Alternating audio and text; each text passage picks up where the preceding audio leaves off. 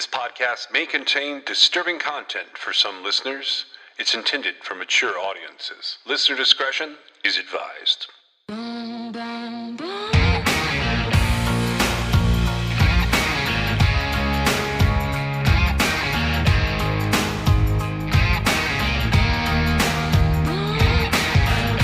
This is True Crime XS.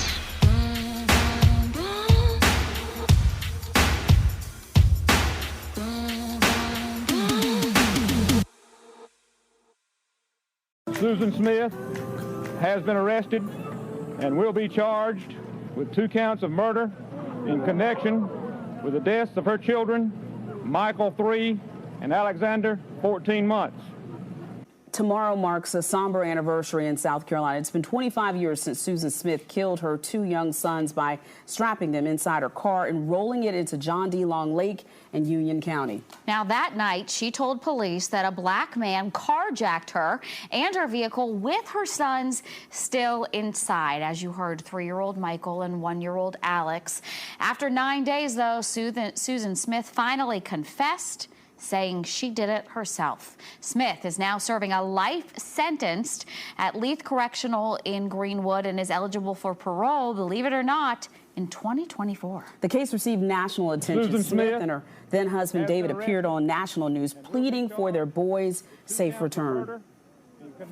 I know right here what the truth is. I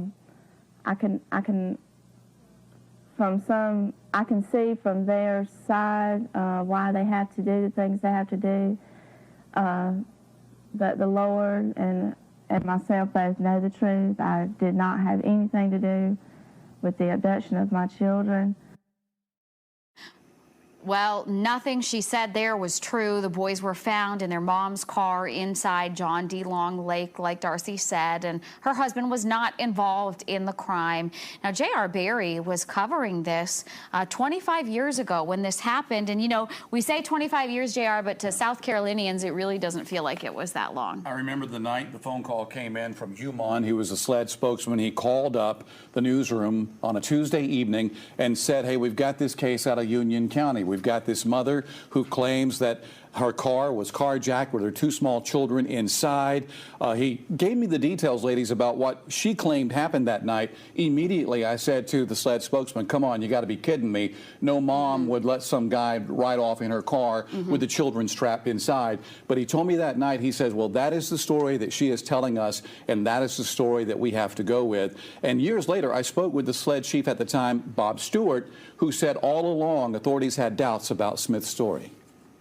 The first night when the sheriff called and asked for assistance, we sent a team over, and one of the first agents that went over was a forensic artist who works with an alleged victim and does a pretty good interview, and as well as doing the artist sketch. And when he completed his work that night, he pretty much indicated that he thought there were some problems with Susan Smith's story. So that was Bob Stewart just a few years ago, I believe, on the 20th anniversary of all of this. This sparked, as you might imagine, a lot of outrage, not only in Union County where this happened, all across the state of South Carolina and nationwide. People were outraged that this woman could come forward and tell such a lie and put people in such an uproar. Now, in 2015, she wrote a letter in prison to give her side of what happened. She says she's not a monster and that she was a good mother and loved her boys. Smith says something went wrong that night. She was not herself, and there was no motive because it was not planned. Well, she says there's no motive, but the prosecutor said there was a motive here. And what was that? A 23-year-old Susan Smith wanted to have a relationship with a wealthy man in Union County, a man who had told her he didn't want a family. And for that reason, they say she strapped her children inside the car and rolled it in John D. Long Lake. So that's the motive that prosecutors used. There was some thought that they were going to try and get the death penalty here. David Bruck, a high-profile attorney, took the case trying to keep her off death row. Instead, she got those 30 years, but as you heard a few moments ago, she could be eligible for parole in 5 years. Now, I know you have followed this story. Do you know anything about her time in prison? What can you tell us? I know she hasn't been the model prisoner. She has been written up at least 5 times on various charges. There's drug use, Also, she had sexual relations with 2 correctional officers.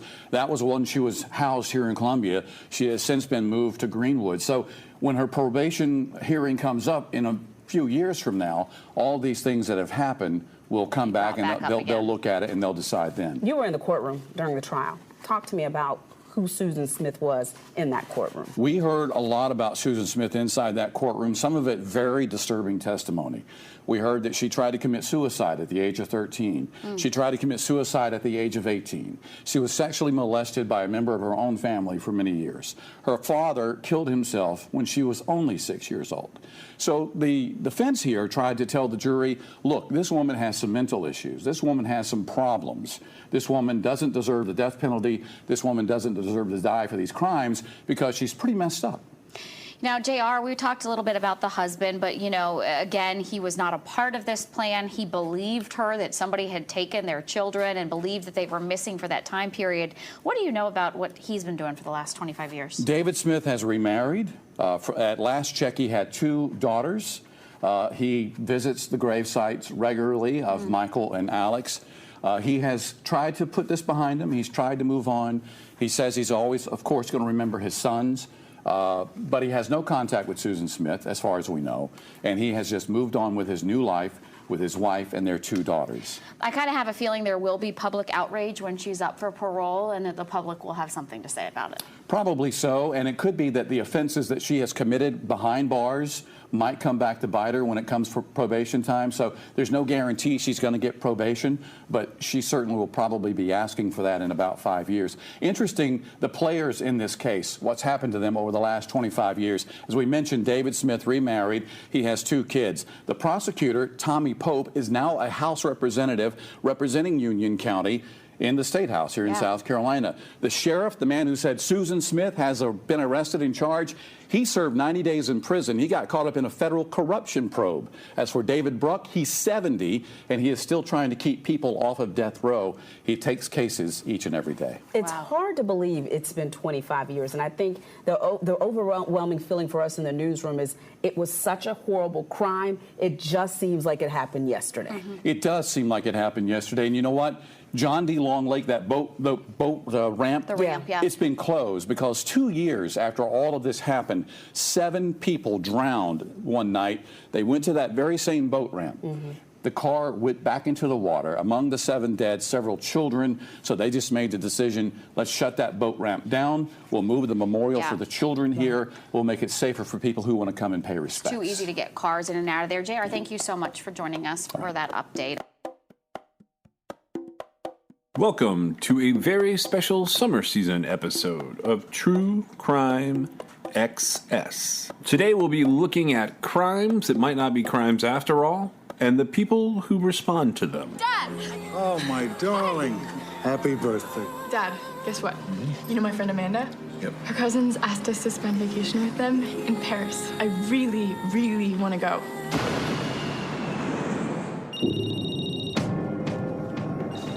Hi, Daddy. You were supposed to call me when you land. There's someone here.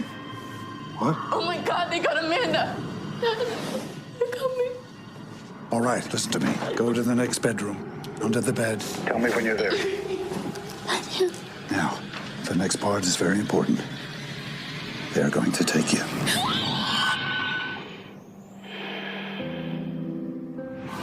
I don't know who you are. I don't know what you want. If you're looking for ransom, I can tell you I don't have money. But what I do have are a very particular set of skills. Skills I've acquired over a very long career. Skills that make me a nightmare for people like you. Where are they? If you let my daughter go now, that'll be the end of it. You have a 96-hour What? to never finding her. No. But if you don't, I will look for you. Where is she? I will find you. I will kill you.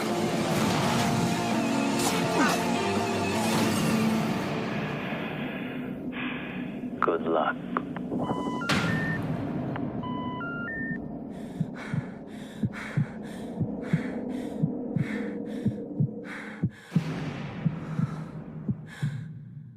Beautiful, absolutely beautiful. very responsible. Nettie Bell, described by relatives as a good girl, full of school spirit. She's the cheer captain at Greenfield's McLean High School, and her mother, Melissa Bell, says her daughter was looking forward to this week. This was senior week. She would not have missed these events for anything. Yesterday morning around 10 o'clock, Maddie left her home to go tanning here at the Country Corner Market, not far from her Greenfield home. She never made it there that morning. She did not sign in. The 2 mornings before that, she did. But that morning, video surveillance doesn't show her car making it to the tanning area. When she didn't return home or answer her mother's texts or phone calls, Melissa says she went looking for her daughter and spotted her car in the parking lot of the Good Shepherd Church, which is across the street from the market. I noticed her phone laying in the car. Her keys are in the ignition. And money that she had in the pull-out thing was still there, and the car was unlocked. Maddie was nowhere to be found. Word of her disappearance spread quickly through this rural town. Volunteers searched yesterday and again today. They're focusing their efforts within half a mile from where her car was found. As her mom, there is something wrong. Someone has her. She's not somebody who has run away. This is not her behavior. Karen Johnson, WLWT News 5. The 18-year-old Highland County teen reported missing for days has been found safe. Madison Bell told her family she was going tanning on Sunday but never came home. WLWT News 5's Elena Battapaglia joins us live now where a massive search effort was supposed to take place for her today. Elena? Well, Molly and Curtis, I can tell you the community is sort of breathing a sigh of relief tonight because people really didn't know what to think when Maddie Bell initially went missing. But again, the good news tonight is that she is safe, and a lot of resources really did go into the effort to try to find her. We had teams from Texas EquiSearch come in, a high-level search and rescue organization for missing people. A local group, Rescue 101, was also involved, the FBI, and many, many volunteers. We talked to officials about how much goes into an expansive search like this, and if any lessons can be learned. Given the outcome of this, our resources were not wasted. Until this morning, when I got the phone call, she could have still been abducted. Therefore, it's not a waste of resources, and that's one of the things that I myself stress to law enforcement and other first response agencies. Now, the family released a statement reading in part, "We ask that the public and media respect our privacy during this difficult time while we are emotionally raw. We are just relieved to know Maddie is alive and not in physical danger, thanks to friends and family who have been supported us during the most difficult time of our lives." And a lot of people donated money to the family during this search effort. The family is working on returning that money to everybody who donated. Reporting live tonight, Helena Battapaglia, WLWT News 5. There are new developments in last year's mysterious disappearance of California mom Sherry Papini. She said she was held for weeks by 2 women, but new evidence raises questions about that account. And there are new sketches of possible suspects and a 911 call from the day she disappeared. Our senior national correspondent Matt Gutman has been on the case from the start. He has the latest. I just got home from work, and my wife wasn't there, which is unusual. For the first time, we're hearing the 911 call Keith Papini made nearly a year ago, moments after discovering his wife, Sherry, had vanished from their Northern California home.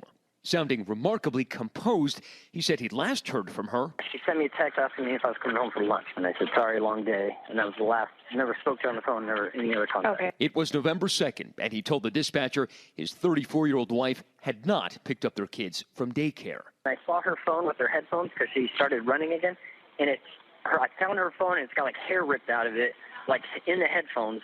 So I'm like totally freaking out, thinking like somebody grabbed her. But as the call goes on, Keith begins to unravel. Oh, my God. And I understand you're freaking out a little bit. We want to make sure we get your kids. 22 days, not a trace. Then, on Thanksgiving Day 2016, Sherry was found alive on the side of a highway, hands in restraints, long blonde hair cut short. Police report she was battered and bruised.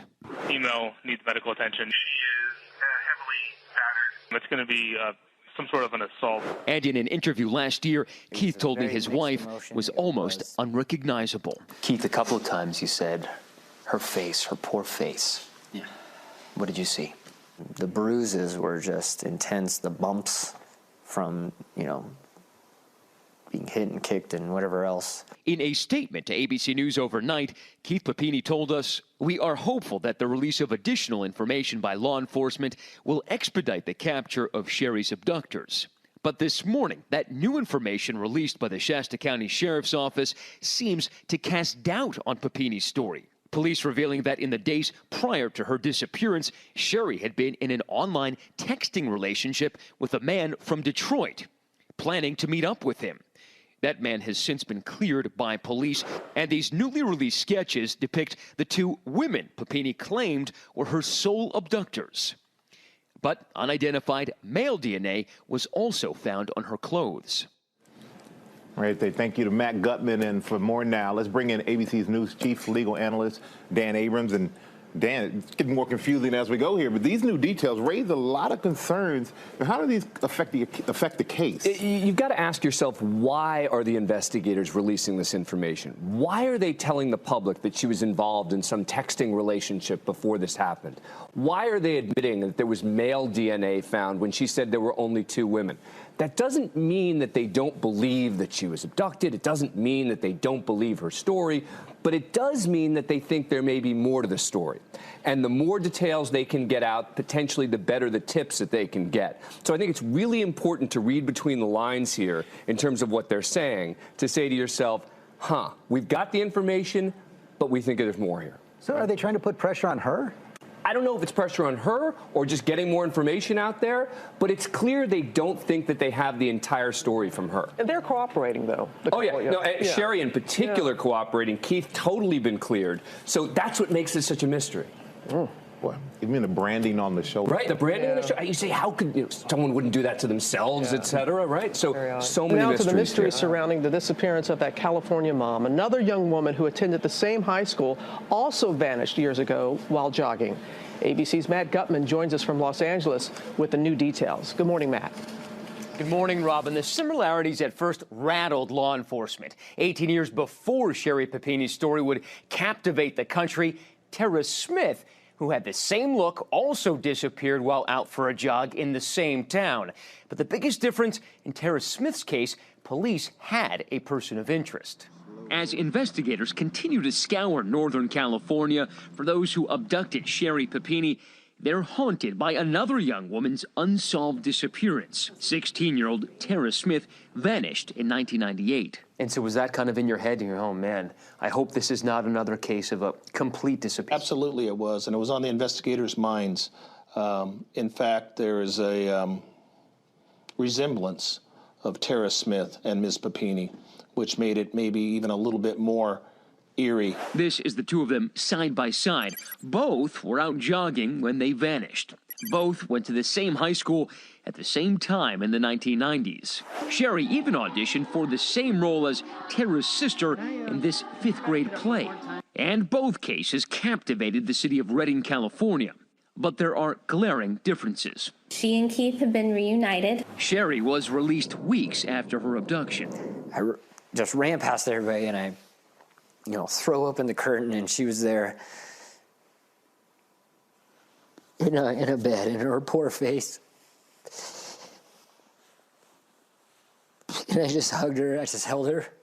I felt like I hugged her for like 20 minutes. But unlike Keith Papini, Terry Smith and his family never got that Thanksgiving Day miracle. Brought back a lot of the memory of those initial days. And also, unlike the Papinis, Smith believes he knows what happened to his daughter. We've known since the very first night. While no one was ever named as a suspect in Tara's disappearance, Terry Smith has long suspected a local man. Terry Smith says Keith sought out his advice as he grappled with Sherry's disappearance. He wanted to know just how to get by day to day, and then also dealings with law enforcement. And in many ways, Keith is taking that advice. Keith has what he calls an A-team, friends who say they've set up a war room and continue to run a shadow investigation to find the abductors who are still out there. As for the man Terry Smith still believes killed his daughter, he's never been charged and continues to live in Redding. Now, while some of the similarities are uncanny, investigators tell us right now the two cases are not related. guys. Okay, Matt, we're going to talk more about that with ABC News consultant and former FBI Special Agent Brad Garrett. So, Brad, when you look at these two cases, what stands out to you?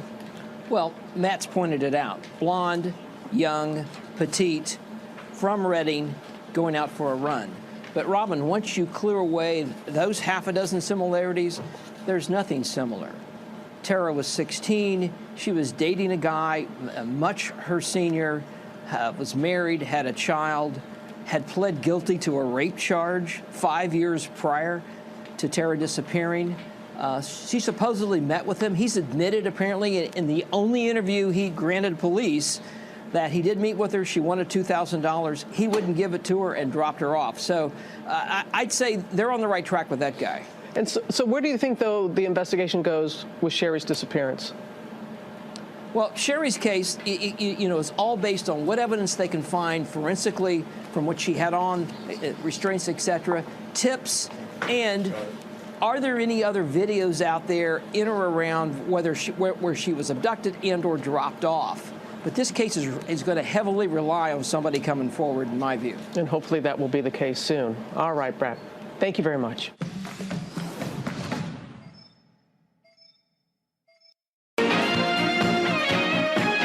This is Hard Copy for Friday, October 16th. Hi there, I'm Kyle Kraska. Thanks for joining us. The disappearance of 16-year-old Tara Smith has California cops scrambling for clues. But her parents tell Pat LaLama police are overlooking the biggest clue of all. She could be your daughter. Beautiful, promising, loving. Her and her sister Sierra were especially close. The 16-year-old daughter you pray could never get involved with a 29-year-old married martial arts instructor.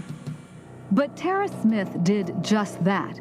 She's been missing for weeks now, and a lot of people in this tiny town of Redding, California, think Troy Zink has the answers. I can't look at a picture of him without just being infuriated. We know he knows something, and that's the frustrating part. Tara Smith's parents always thought they raised their children well. Devout Mormons who closely monitored their family. But recently, Tara seemed to be withdrawing. It was some internal conflict that she was having. Tara and her friend Zarin signed up for a local Taekwondo class run by Troy Zink. Tara seemed obsessed with Master Zink as he insisted on being addressed. He kind of reassured me, other parents, other students reassured us that he was a good guy. It wasn't until August 22nd, when Tara disappeared, that the ugly pieces of a disturbing puzzle came together. There was things going on between him and our daughter that are wrong by any person's standards. The Smiths found letters Tara wrote to Zink professing her love, but trying desperately to break off the affair. She writes, quote, "I know that what I'm doing with you is wrong. It's against God's will." Zink, meanwhile, was apparently trying to convince Tara never to tell any friends about their relationship. He told her not to tell me, and it was like, because he could go to jail. If Tara was trying to break free, as the letter indicates, Tara's parents think Zink may have panicked. He may have then kind of fast forwarded and realized that, hey, she's capable of putting me behind bars. I could lose my businesses. I could lose my wife, my child. The last time anybody saw Tara Smith, it was right here on this remote gravel road, just about a quarter of a mile from where she lives with her family. But interestingly, that last person to see her was Troy Zink. Mr. Zink, could we have just a second? The now silent Troy Zink told police Tara asked him to meet with her on August 22nd because there was something she wanted. Did he indicate to you that she asked for money? Yes, he did. And did he indicate to you that she became agitated when he said no? Yes, he did. Zink also told police that he dropped the angry Tara off at this location, then went off by himself to pray in the mountains for 5 hours. He's involved up to his eyes. Tara's parents say Tara didn't need any money, and if she was trying to run away, why didn't she take clothes or a wallet? Terry Smith thinks Zink was up to no good. He has motive. He has the capabilities, a second-degree black belt. She's a 16-year-old girl. Well, he was her instructor in some type of karate. And you're saying that's as far as it went? I'm saying that's a relationship that I know of. Troy Zink is not a suspect. His property was searched by police and they found a number of guns, but he faces only charges for weapons possession because he's a convicted felon. Oh yes, back in the early 90s, Zink was convicted of spousal rape, held a knife to his wife's throat. But none of this makes him a suspect in Tara's disappearance. The big question everyone is asking is why are investigators the only one who haven't named him as a suspect when everyone else feels that he is? It is a missing person investigation. I have categorized him as a very strong and very critical witness. Zink is legally a free man, legally. As long as I'm alive, he won't feel comfortable. I'm going to keep this in the forefront. A missing child, tortured parents, and each day dimming hope. What we want more than anything, neither you or anybody else probably has the power to give us. We want our daughter back like she was on August 22nd. That is so sad. Now, anyone with information on this case is urged to call the Shasta County Sheriff's Department at area code 530-245-6142. Now to the latest on that California woman who claims she was kidnapped. The police say it was all a hoax, but this morning, the woman's attorney is telling us what's in an email he says was sent by the alleged kidnappers. ABC's Mara Scavacampo is here with the latest on all this. Good morning, Robin. Very unusual story here. The attorney is maintaining that the woman was abducted and drugged, and now saying that the kidnappers have even written a letter describing in detail how and why they did it. Police claimed her mysterious disappearance was nothing but a hoax, drawing comparisons to Gone Girl. My wife, Amy Elliott Dunn, disappeared 3 days ago. But this morning, Denise Huskins' attorney says he has proof his client isn't a liar, but a victim, and that her kidnappers are still on the loose. I have come to receive a 15-page, single-spaced email from the kidnappers. Speaking with ABC News overnight, Douglas Rappaport characterized a stunning manifesto he says the alleged kidnappers emailed to the San Francisco Chronicle after Huskins suddenly turned up safe Wednesday, 2 days after her boyfriend, Aaron Quinn, reported she was abducted from his Vallejo, California home. They talked very extensively about how they prepared for it, what weapons to use. Rappaport wouldn't tell us how he got the email or show us its contents, but ABC News was able to see it from another source. In it, the group compares themselves to the crew from Ocean's 11. This town, your luck can change just that quickly. Calling themselves college-educated career criminals who say they only nabbed Huskins as a dry run so they could kidnap higher-profile victims in the future. In fact, they say Huskins wasn't even their intended target. They felt terribly when they discovered that it was her. But yet, since this was a training mission, they decided to carry it out regardless. According to the email, they eventually felt so badly, they simply let her go, dropping her off in her hometown of Huntington Beach, where they thought she'd be safe. The group won't ID itself, but says it feels the need to defend Denise and her boyfriend against police's claims last week. Mr. Quinn and Ms. Huskins has plundered valuable resources away from our community. Authorities haven't spoken out about the case since, and of course, it's still not clear who the mysterious email came from. Now, the San Francisco Chronicle is reporting they received another letter from the alleged kidnappers yesterday. That one allegedly making threats against police if they don't apologize to Huskins by this afternoon. A lot of really unusual twists in this story. Kidnappers who are sympathetic toward the person that they allegedly... Well, okay. Apparently they don't like people being falsely accused. They don't like people being falsely accused. They want to set the record straight. It's a strange one. Thank you, Mara.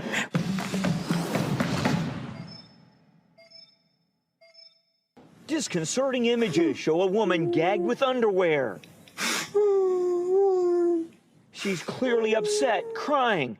The woman is Thelma Williams. It scared me. It scared me bad. Like, I just thought, what if something happens to my mom? Lauren Carroll is Williams' daughter. She rushed home where she recognized the pictures had been taken to be met by officers. As soon as I got here, they asked me, do you think your mom would make this up for attention? I said, no. No, I don't. Investigators say after looking into the images, another picture quickly developed, the big picture. I mean, it's all hands on deck. And then her story starts unraveling, and then we find the story to be totally a fabrication. It began in this home on Verity Parkway in Lemon Township and a call to 911 from a friend of Williams in Florida who saw the images.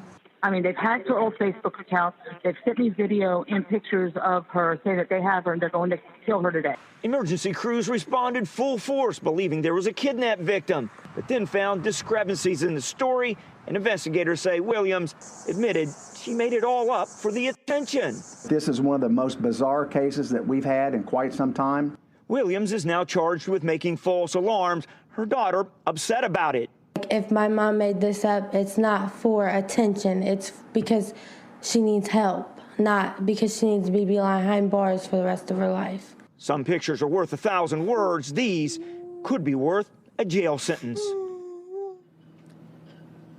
Now, Sheriff Jones says the event cost them thousands of dollars. The police, the EMS, the helicopter. He says they're actually looking at filing more charges. Reporting live, Brian Hemrick, WLWT News 5. Now, an inside look at the dramatic rescue of kidnapped California teen Hannah Anderson. You may remember when she was abducted by a family friend nearly 2 years ago. ABC's Pierre Thomas has an exclusive look at the FBI's video showing the dramatic moments leading up to Anderson's rescue. It was the ugliest of nightmare scenarios. A California house on fire. In the ashes, a shocking discovery. Charred remains. Christina Anderson bound and gagged. Nearby, her 8-year-old son, Ethan. They had been killed. Her daughter, 16-year-old Hannah, was missing. The prime suspect, a trusted family friend, 40-year-old James DiMaggio. I'm begging you to let my daughter go. You've taken everything else. Amber alerts issued, a massive manhunt launched, and the FBI called in to help. There's no turning back for him. I think he thought that he and Hannah would have a relationship and she would somehow fall in love with him. 6 days later, nearly 1,000 miles away from San Diego, horseback riders near Cascade, Idaho, report seeing two people matching DiMaggio and Hannah's description. The first positive lead we had. The FBI sent up a jet with a sophisticated long-range camera recording from thousands of feet above. You're seeing video exclusively obtained by ABC News. Look, they discover a blue tent. Then a dramatic moment. There at the lake, two people. Look again. It's Hannah and DiMaggio. DiMaggio takes off his shirt and moves toward Hannah. Later, something unexpected. Hannah suddenly starts waving. DiMaggio never notices. He's over to the right tending the fire. But look, Hannah keeps waving. Is she signaling the aircraft? It was time for the FBI hostage rescue team to act. Assistant FBI Director Jim Yacone oversaw the rescue effort. They essentially start ascending the Moorhead Ridge up and around for about 3 miles. Stealth was the key. Stealth was the key. These photographs of the campsite seen for the first time give a hint of what the FBI believes was a dicey situation. This is DiMaggio's tent. Here's a rifle, a handgun, a machete, and look right there, handcuffs. DiMaggio is moving from the campsite to go gather wood, and once he got far enough away, that's when they made their last move, their final approach. Daylight's starting to fade, but the airplane's infrared camera captures everything. Hannah starts running, and you can see she's suddenly joined by at least 2 FBI agents who come into the picture, one of whom grabs her hand. Watch again, the moment of freedom. There's that moment of silence. The next thing we hear is shots fired, and we heard one down hard and jackpot. When we heard jackpot, it was an indication we knew that Hannah was okay. As for DiMaggio, authorities say he fired at least 1 shot.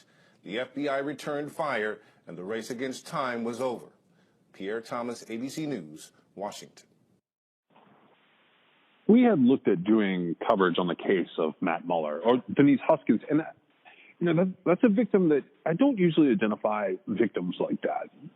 Denise Huskins and Aaron Quinn are different because of how public everything was and because they had to go on the record to set everything straight. They've had a huge settlement at this point. I looked at Matt Mueller because he was operating sort of in the same timeline as Keyes.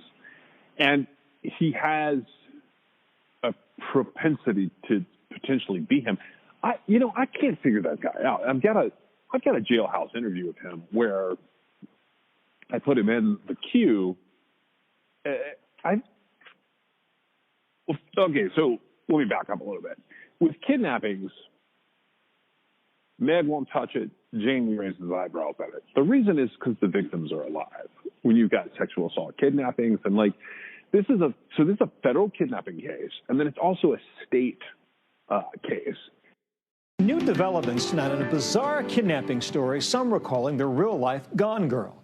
After a missing woman reappeared some 400 miles away from her home, police believed her alleged kidnapper might have been imaginary. But now they've put a suspect behind bars. He's allegedly committed other serious crimes. How did this case take yet another surprising turn? Here's ABC's Aditi Roy. The disappearance of 29-year-old Denise Huskins seemed like a case of real-life Gone Girl. My wife, Amy Elliott Dunn, disappeared 3 days ago. The Hollywood blockbuster about a woman who staged her own kidnapping and magically returned. Police had written it off as a hoax. Our investigation has concluded that none of the claims has been substantiated. Even Nancy Grace at the time questioning her story. Everything about this kidnap screams out hoax. But today, the FBI announcing the arrest of 38-year-old Matthew Muller, saying this man was allegedly behind her kidnapping all along. They have said... Detectives say the alleged kidnapper, seen here in this KDTV Univision video, was a former Marine and Harvard-educated attorney who was practicing as recently as 2012 and recently disbarred. Muller is already in custody, charged with another home invasion, and authorities say there may be even more crimes linked to him. Huskins' attorney speaking out today. Today is a terrific day for them. That doesn't mean that they didn't suffer the ordeal that they went through. This changes nothing about the humiliation, the violence that was perpetrated on them nearly 4 months ago by a psychopath, a sociopath. Denise Huskins told authorities intruders broke into this home she shared with her boyfriend in Vallejo, California, drugging them and tying them up, and eventually kidnapping her.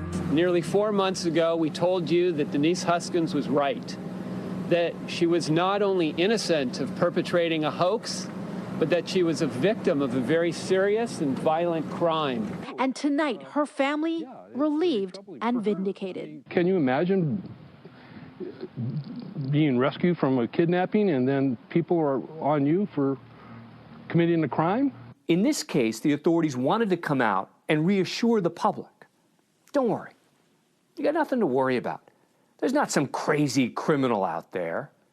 This was a hoax. Problem, of course, is that it appears now that they were absolutely wrong. It all began on March 23rd. Huskins was reported missing. Her family devastated. It's like a bad dream and I can't wake up. And the police were baffled.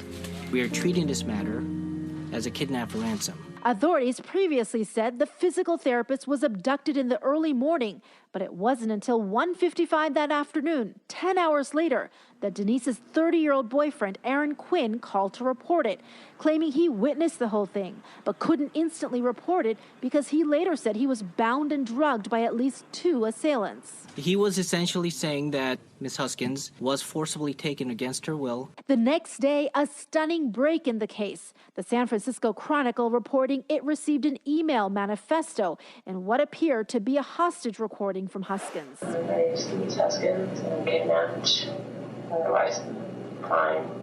Along with a ransom request for $8,500. 2 days after the abduction, Denise was found alive by police 400 miles away near her mother's home in Southern California. That's when police called the disappearance a fabrication. Mr. Quinn and Ms. Huskins has plundered valuable resources away from our community. But then a striking twist. Court documents unsealed today detailing a home invasion last month, eerily similar to Huskins' case. That investigation leading the FBI to this home in South Lake Tahoe, where they arrested Matthew Muller. Inside, officials report finding Huskins' boyfriend's laptop, and in a stolen car outside, goggles with blonde hair, just like Huskins, still attached.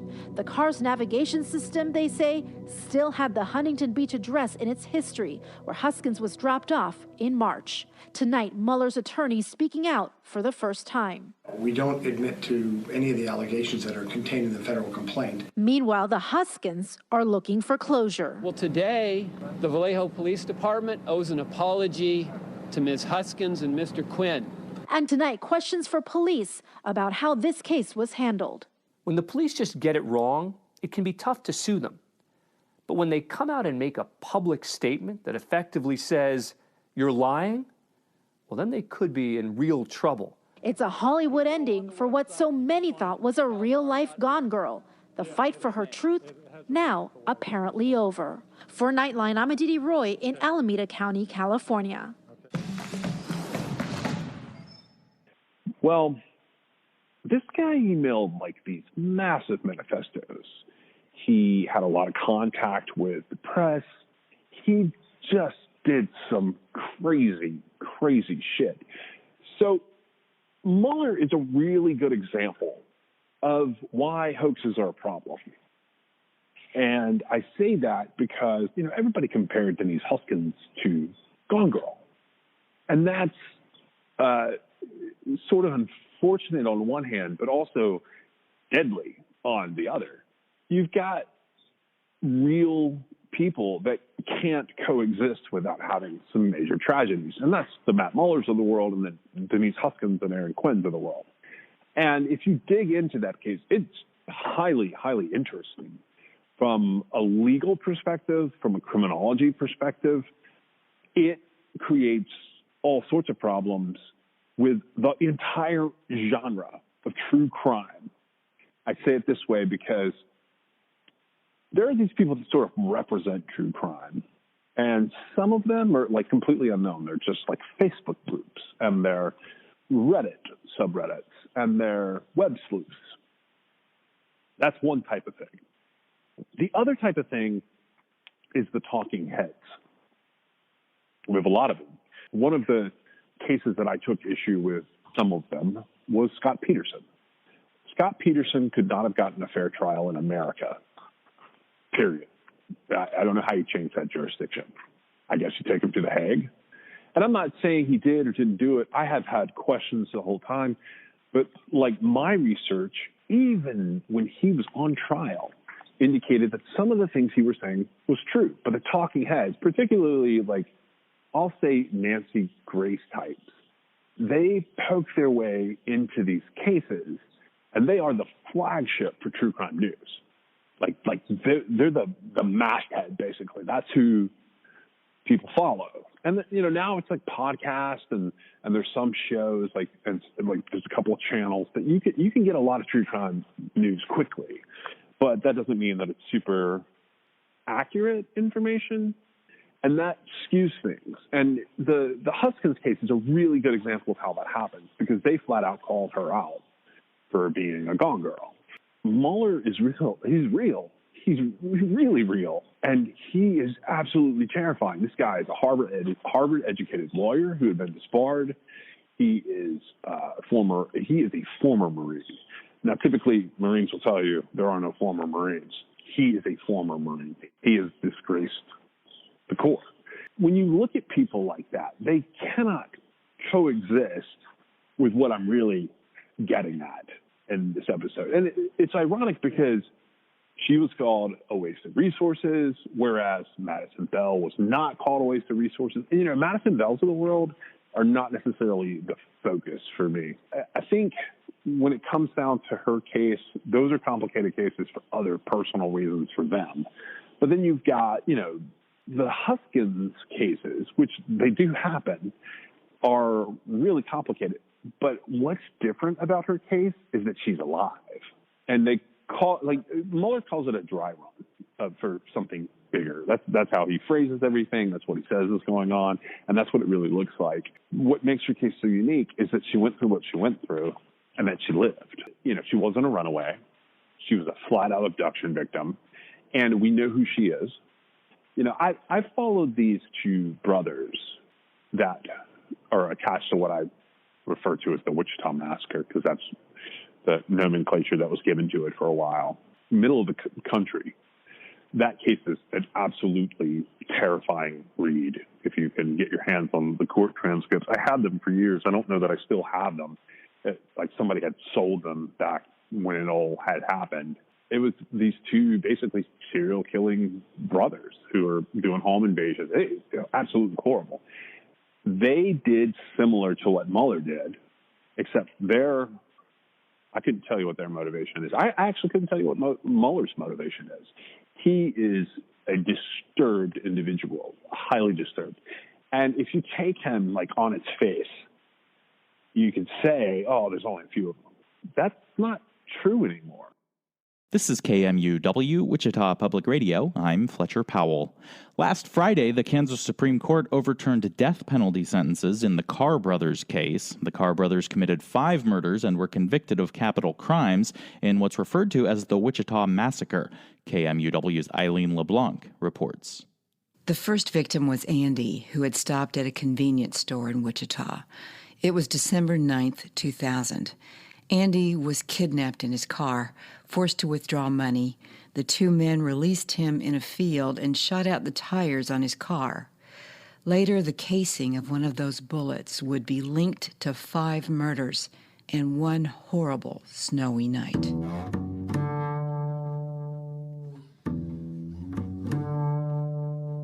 I was there. I watched all this. And saw the victims in the field laying dead, and saw the blood at the house, and the total lack of dignity with which these people were subjected to and killed. Nola Folston was the district attorney in December of 2000. Andy's case came to her attention, as did the next victim, Anne, who played cello with the Wichita Symphony Orchestra and was librarian for them. She drove home after rehearsal on December 11th, and a man came up to the car and said, "I need help, and don't move the car." She did anyway, and a bullet blasted through the car and her body. She blew the horn, and a neighbor called 911. She lived long enough to identify her attacker. Then there was the Birchwood Drive condo on December 14th. The Christmas tree was up. Nola Folston. There was some indication that they believed that people that drove SUVs, like big GMCs or whatever, that they were pretty wealthy people, and all the wealthy people lived on the east side of town, ergo, they must have money in their houses. So there was actually a next-door neighbor to the house on Birchwood. These were condominiums that were connected by a wall, like where the garage was. The other person's garage would be next to it. And a woman was driving home that evening, and she had left her work, I think at Town East Square, and she had stopped off at a location, and then they started to follow her. She knew she was being followed. She called her daughter, and she said, "Open the garage. I think somebody's following me." So she made the corner, got in immediately, and closed the door. So when they came into the neighborhood, they may have been confused as to which house it was.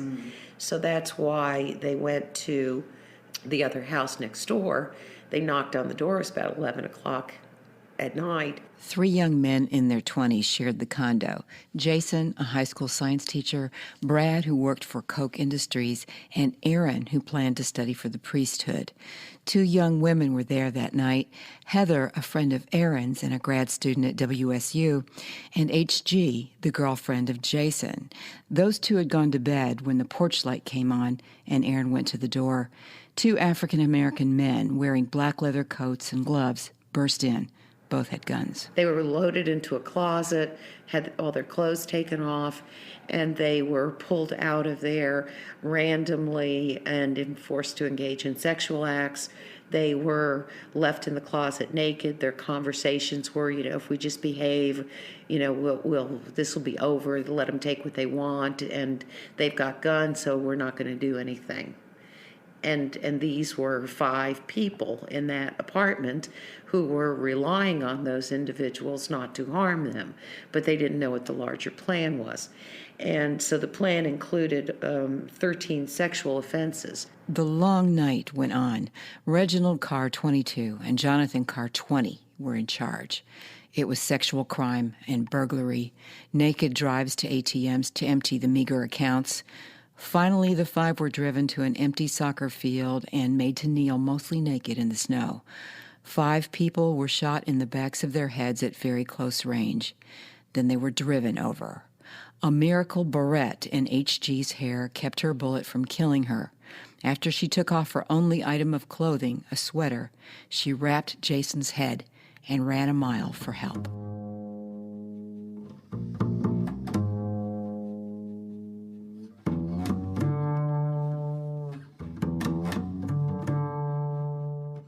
DA Nola Fulston prosecuted the brothers together and called for 2 sets of capital crimes, 1 set of 4 for committing multiple murders, 1 set of 4 for committing murders involving sex crimes. In 2002, the trial was held in Wichita. The jury found them guilty of the 4 sexual assaults and murders, and also found them guilty in the alternative charges of more than 1 person. 12 years later, the Carr brothers' appeal went to the Kansas Supreme Court, and the ruling came down on July the 25th. 1 capital conviction was upheld for each brother. Former District Attorney Nola Fulston has been here before. There was a case, the case of Gavin Scott. Gavin Scott murdered the Britton family out in Goddard a number of years ago, and he shot both the wife and he shot the husband.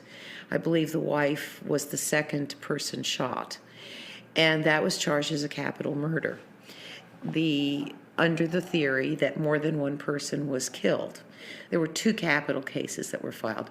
That case went up to the Kansas Supreme Court, and they said, oh, no, you can't do that because it requires more than 1 person, so we're only going to give you 1 capital murder. And our question is, well, what happens to the death of the wife? It's just ancillary. Is this a buy 1, get 1 free? And the court, that's what the court did in that case. But the point of it is that I can understand that they're saying, you can only give the death penalty once. You only need 1 death penalty, kind of in some illogical way, saying, well, you don't need all these anyway, because if we just give you 1 each, and then you go back and resentence them and have another hearing and do all the other stuff that we told you to do, you might be able to still get a capital murder out of this. But that's not the point. The point, according to Fulston, is that in the very least, the conviction for Heather's murder should have stood, as the crime in her case was based on the fact that she was killed during a sexual offense, not just as one of a group. But she was also one of the 4 that was killed there, so maybe they thought, well, we'll just all encompass this and give you each 1 capital murder on the Carr case for both brothers. Each of them will get 1. The appeals to the Supreme Court challenged many aspects of the trial, such as why the brothers were tried together instead of separately, why the venue was not moved from Wichita, where media coverage on the crimes was as high as 97%, how the jury was selected, and how they were instructed on the sentencing phase. But even the court is very explicit that it's not only no reasonable doubt, which is the legal standard, there's no doubt at all. And individually, my mind is still full of every piece of evidence, every look that those defendants gave me in court, every smile on Reginald's face, every different change of haircut that he made to avoid being identified, every slimy thing that they did. The Carr brothers are likely to have new sentencing hearings, and the current district attorney, Mark Bennett, says that he retains the ability to seek the death penalty against Reginald and Jonathan Carr. For KMUW News, I'm Eileen LeBlanc.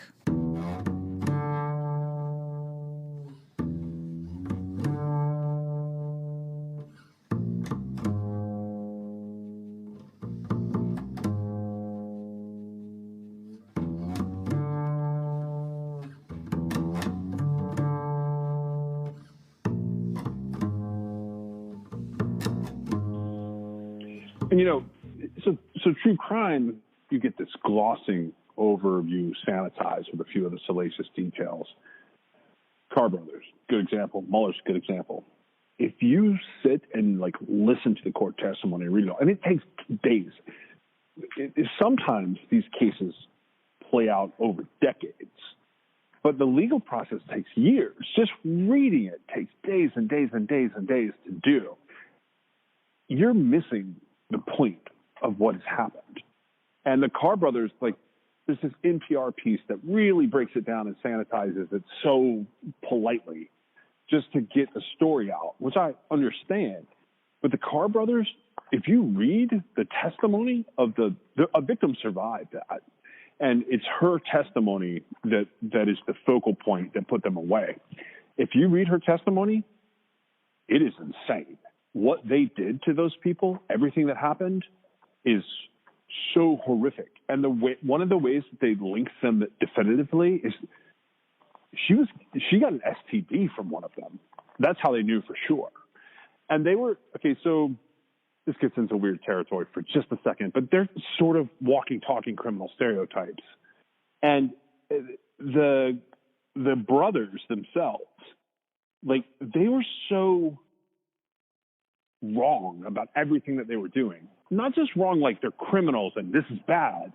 They didn't even understand, they followed an SUV because they were rich people drive SUVs. That's what they told their attorney. And this was on the record. We were what are they talking about? This case, in addition to Mueller's case, illustrate why the stereotypes exist and the hoaxes are dangerous. The hoaxes that come out of certain situations are dangerous. And then you have to define, what the hell is a hoax? If these are all real crimes, and these real crimes sometimes are called hoaxes, what's a hoax?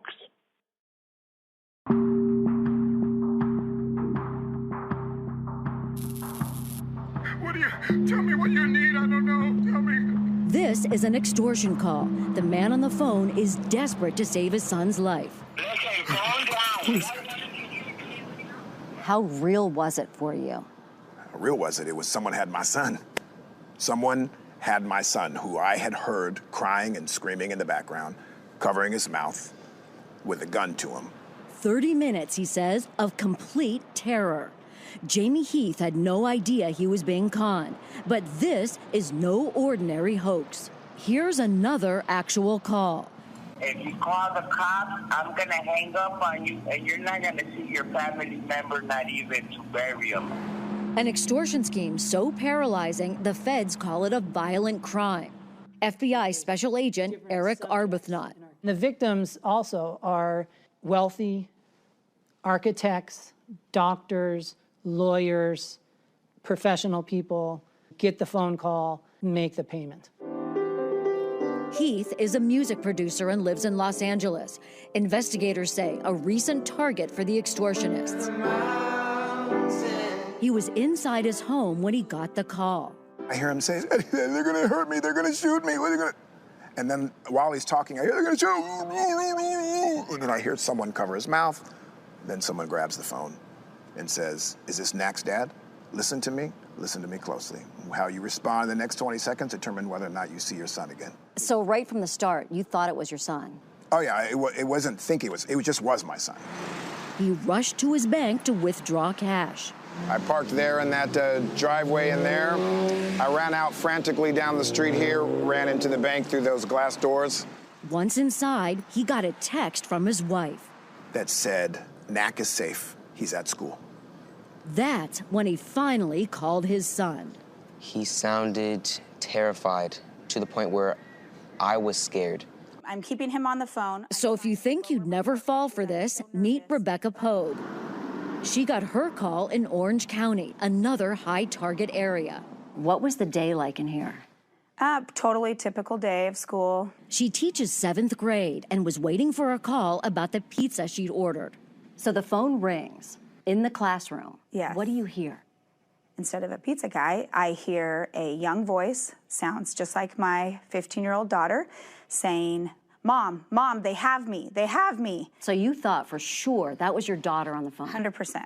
But just like that, she says, her daughter Abby's voice was gone, replaced with a man giving explicit instructions. He goes, go get your purse, go get your keys, we're going for a ride. And I go, okay. He goes, do it right now or I'm gonna hurt your daughter. She says he told her to drive straight to the bank and keep him on the phone, warning her, don't talk to a soul. He said, pull out money. I said, okay, so I go to the ATM? And he goes, no, I want you to go inside. And he goes, you're gonna pull out as much as they let you pull out. I tell her I have to go. So Pogue raced to leave. At her car, she began the short drive to the bank. At this point, would you have taken out any amount of money you had to give it to make this thing go away? I would have done anything. As much money as they would let me take out, I would take out the max amount. What she didn't know, while she was scrambling, other teachers at the school had been calling her family and found out Abby was safe at home. It wasn't until Pogue pulled up here to the bank that she saw her daughter calling in on the other line. This was actually the exact spot that I was in.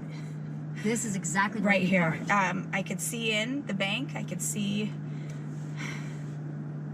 It was really traumatic right here because this is when I got the call from her that she was okay. What we saw is that we're going to really focus on places where we think there's a lot of money. And guess what? They were successful. They found the richest areas in the U.S. According to the FBI, versions of the scheme have been around for about a decade. But it wasn't until recent years that agents made a startling discovery while pouring through victims' phone records. Arbuthnot says they found calls made to people across Beverly Hills were coming in from one place. Our investigation has revealed, for the most part, these phone calls are being made by prisoners in foreign countries. Mostly prisoners in Mexico. So you're telling me that Mexican prisoners have this terrifying scheme down to a science? Yes, yes. We're talking about thousands of phone calls over the last few years. This is undercover video aired by the Mexican broadcast network Imagen. It was taken inside a prison in Mexico City. The people you see on the phone here are inmates. According to investigators, casually making cold calls right out in the open.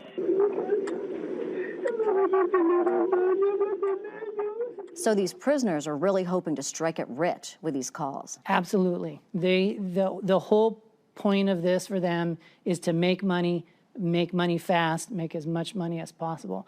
And that's why they target certain area codes in the United States that they think have rich people. Do all of these victims report it? This crime is one of the most underreported crimes that we see. The call to Rebecca Pogue came in from a Mexican number. The area code was really weird. I didn't recognize it. And then underneath the phone number, it said Mexico. We tried to call that number back. Your call cannot be completed as dialed. Looks like this number isn't in service anymore. Yeah, plane leaves it. The call to Jamie Heath, also from Mexico. Do you think you'll ever forget that experience? No.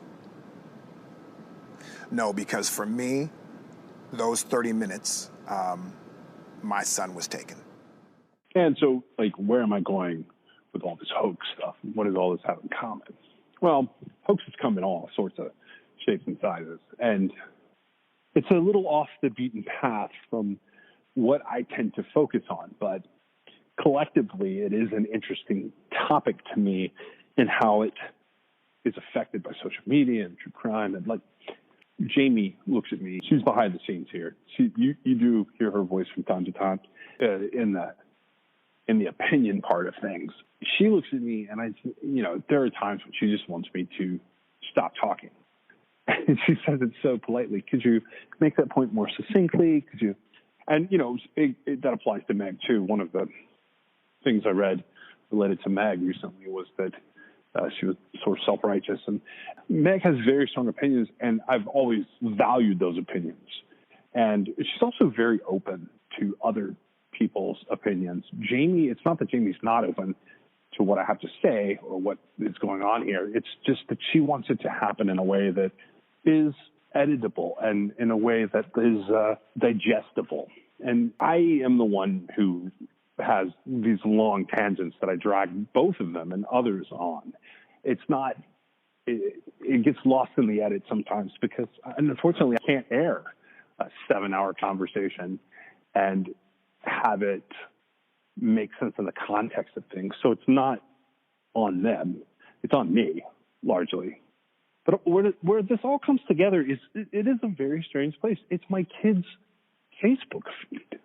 And that's, at first glance, seems pretty innocuous. There's a lot of true crime stuff that goes on Facebook, a lot of conspiracy stuff. In fact, I think conspiracies come because people don't realize how awful other things are. And I'm not speaking in terms, I mean the court system, I mean crimes, I mean violence in the world. I know it's two completely different things, but this is a place where they collide. When my kid has questions, they get sort of put up for roundtable. Jamie has a direct role, a day-to-day role in the middle of our current world. With all of the things that we're managing in our house, it's complicated to do that. So we put things to a roundtable, sort of. And that's how they get involved in what I would call my shenanigans. Came about because we've had bad behavior on social media that we had to deal with. Like, it got very serious at one point. And people say, oh, what's that mean? The level of other parents are going and asking questions. And then there was social services got involved. It was very serious. The interviews were it's been a number of years ago. But we had some very interesting experiences based on social media behavior. And I do think it's something that parents need to be aware of. But what happens when they're adults? Like, what do you do with these adults that are acting like this? And this veers us away from some of the kidnapping talk for a second, but I can drop it right back to it. You've got to hear this clip. This audio clip comes across my kid's Facebook. And that's where this episode sort of had its beginning. So it's, summer, and it's also pandemic summer, which is interesting in and of itself. On top of that, we've been working on a different iteration of True Crime Access. And I'm actively out doing things, both with the Keys case, which there was an interesting thing that happened this week that was kind of creepy. There was a guy in Salem, Oregon, that at two different coffee stands, tried to abduct girls. That was interesting. And then Meg's working on a couple of specific cases right now. I think one's for the podcast. With True Crime Access, the video parts, I'm actively going to a couple of places. One of those places is in Virginia, and we haven't really talked about it that much. It has a very particular connection that I'm looking into to two different things up there. One is the Scott Lilly case, which is interesting to me for a number of reasons. Mainly with that case, I wanted to see what was nearby, because I can't tell from the maps I got from that area. So I'm going to look in a location there. I'm going to look in one of the toilets there. So then there are latrines I'm going to check out at Caldwell Fields as well. I'm trying to prove like a little part of the theory on video for some of the things that we're doing. The thing that happened over the weekend that was interesting to me, and I kind of got everybody in the house involved in this episode. Meg's thing was she feels like it's wrapped up. I reached out to the family of this particular case, and I'm not sure yet how I want to handle my interactions with them. Because, it's one of those things where I have a lot of sympathy for them, and I would love to have the impressions of what was going on in real time. Because we watched it all as it unfolded. And that was interesting to watch it unfold. The weirder part about this is the type of thing that keeps happening. And it's one of the things that made us shy away from podcasting in the first place. Like, it's one of the things where we really wanted to cover more social media-oriented things. What makes our investigation different into what we're doing, the two big cases, mainly the Israel Keys case, is we are looking for bodies in disgusting places. That's been established. That's what we're doing. It's something that other people do not want to do.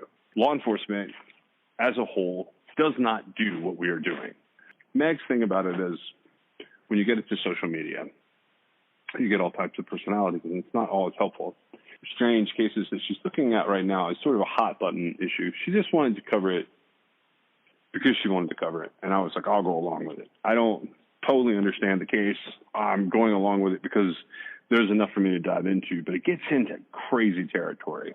The reason that's important is because it's a hot button topic and everybody's talking about it. The case is weird and it draws in a lot of people, but it makes internet research impossible. So you have to do a lot of shoe leather research with it, or be looking for something specific, and it's not that kind of case. I think we're going to cover that in an episode coming up. But what I wanted to talk about specifically was something I heard in a case this weekend. I'm going to play the whole audio. That's why I'm thinking I may not use the fan. Let me just roll the audio. I'll do that now, and then I'll come back and talk about it with everybody. Mom. Mom, are you there? Hello? Mom, if you can hear me, please say something. I really need to hear your voice. Something's happened. I was out taking those pictures of animals.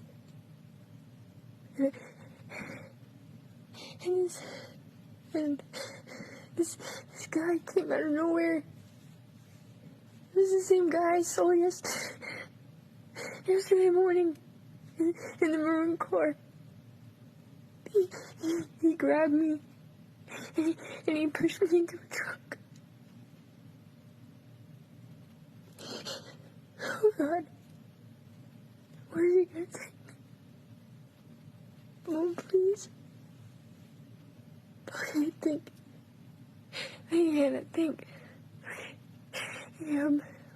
He's black.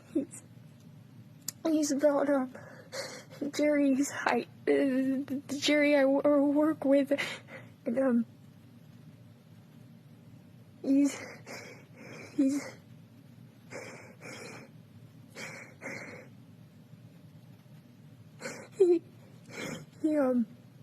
his voice is deep, and God, the way he called me baby girl just shivered down my spine. I don't like it. Please, Mom, if you're there, can you please just say something to me? I'm in a room. There's a little light, 4 walls, and I don't think they know I have the phone, so you gotta tell the cops everything. That you gotta show them this video so maybe they can find me. And I don't know. What did he say? He said something about Ohio. God, Mom, I love you. Tell Dad I love him too. Take care of Jinxie for me.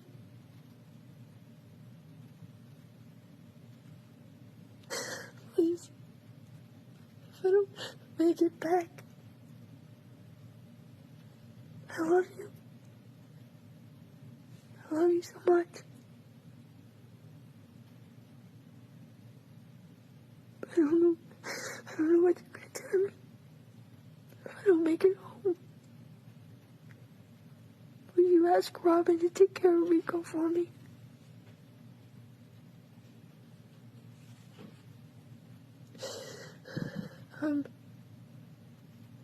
Could you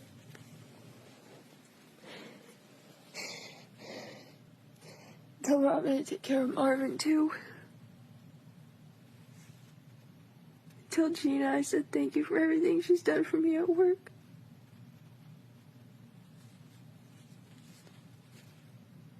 You have every right to feel the way you need to about your kids.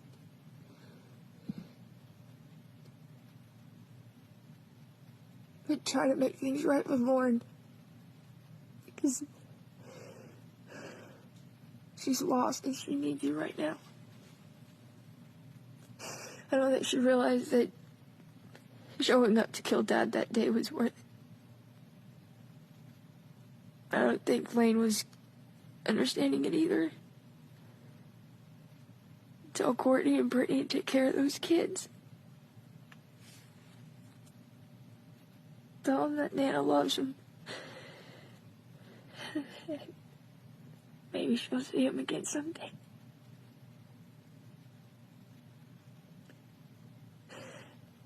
I know everything with Maria and Josh is bad. And I know Maria and I are in a fight about everything going on. But will you please tell her to do what it takes to keep her kids away from that, from that ex of hers, the child molester and the rapist and the abuser. Tell her I'm sorry. I didn't want to sound like I was accusing her of anything.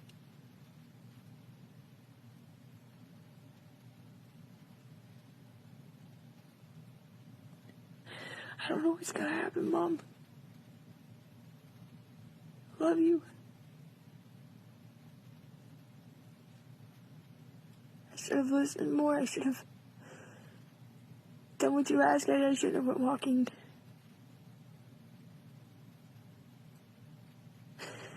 Mom, are you there? Can you pick up the phone, please? Can you say something?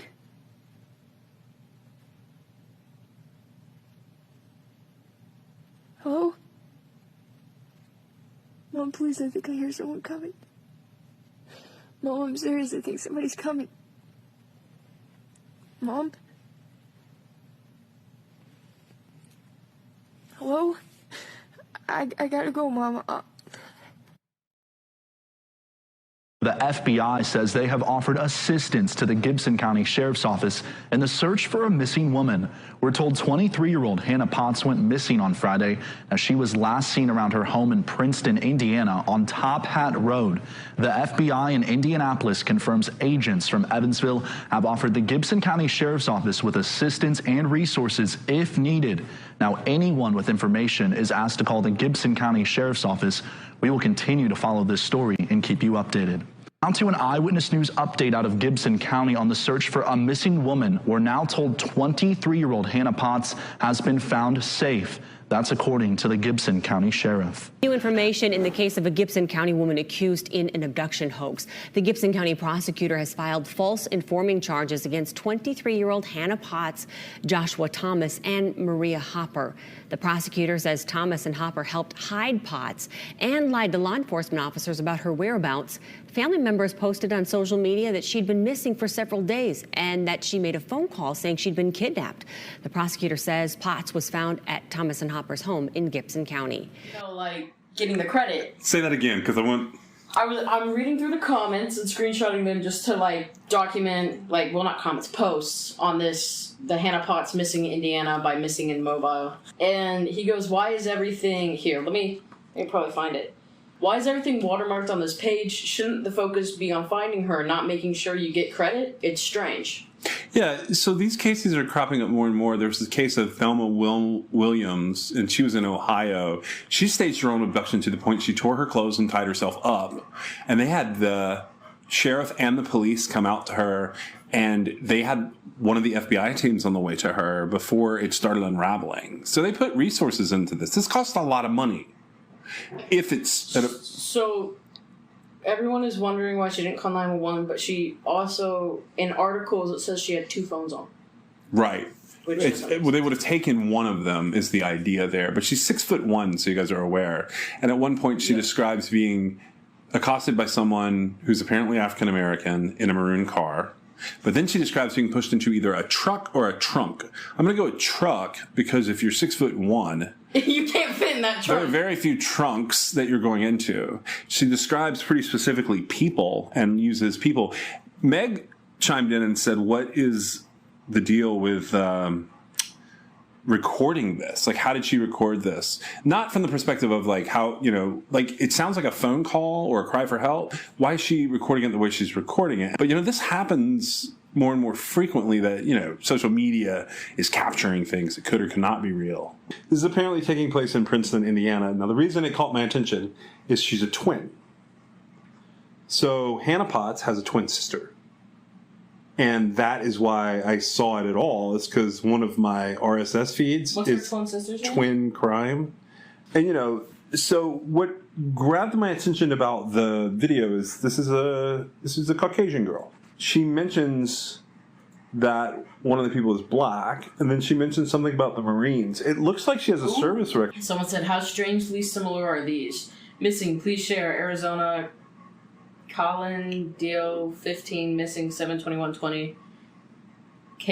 Colin, K-A-H-L-A-N, and then Colin. Dio, D-I-E-H-L, 15, went missing after going outside at 11:15 on July 21st to take out the trash at her home in Anthem, Arizona. Her sister went outside a few minutes later and found the trash on top of the dumpster and her missing. The family is new to the Anthem area. She is 5 foot tall and 110 pounds with brown hair and eyes. She has scars on both arms and a tattoo of a heart on her left hand. She was seen wearing gray shirt, black sports bra, and gray pants. Where are you reading this from? The community. Okay, you're still in the same community? Mm-hmm. People are posting different stuff. Does the family believe she was kidnapped? It seems as if they think she may have ran away. I saw they haven't reached out to the news stations yet, but that could also be because they're worried if someone has her, they may harm her if it hits the news. I just feel confused since the family post just mentions that she's missing rather than she was kidnapped. Yeah, we were wondering if it was mental health related, and that they were. Go ahead. Someone else says, to me it sounds like a young lady ran off with a boy, I hope not an older man, and is scared for reasons unknown to own up to it. The maroon car guy sounds like a red herring. Assuming this at face value, most areas allow for Wi-Fi 911 calls now. Perhaps she tried 911 first, then moved on to Facebook when it didn't work. She sounds off, breathy, not how I expect a 6 foot tall, healthy young lady to sound. So acting or drugged? Of course, I will give her the benefit of the doubt. I pray she gets found or breaks free. I'm sure her family is terrified. If she did run away, I send prayers to give her strength to come clean before too much more time passes. Well, Meg even wondered if it was a promotion for something, for some kind of influencer thing, and she specifically said movie. Yeah. She said, what if somebody was trying to promote like some kind of horror movie? That's bizarre, and that would be sick to do, but... Okay, but that's what they did with, like, Blair Witch. But agreed. Blair Witch was different, but Blair Witch, yes. Blair Witch, they put up a website, they said there were these missing filmmakers, they used the real names. It could be something like that, but like this doesn't seem to be attached to that. The sister seems to be a farm girl. And it looks like this girl was in the military because I saw pictures of her standing outside an armored vehicle. It looks like she has a kid too, but I can't tell. Yeah, there was something on the supposed twins page about being an aunt. I don't know if they have multiple siblings or not. I just started looking into it. I just think it's interesting to watch events like this unfold in real time. Yeah. I hate that social media and the fact that people have phones, they can just... I hope that this person is okay. If this is really a serious thing, I wouldn't want this to happen to anyone. With that said, anyone can post anything at any point now. Right. And then it becomes a thing, and then resources are... How many members are in that group, Nick? I want you to hear this, Jamie. A lot. Hold on, real quick.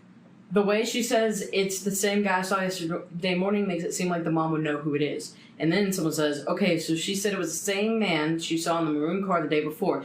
Then she says he mentioned something about Ohio. Where was she when she saw the car? If there's store security cameras or traffic cameras in the area, maybe if they can find the make/model of car, they could at least try to see if the tag looks similar to an Ohio tag. It would take a while, but they could get the make and model of the car and state from it.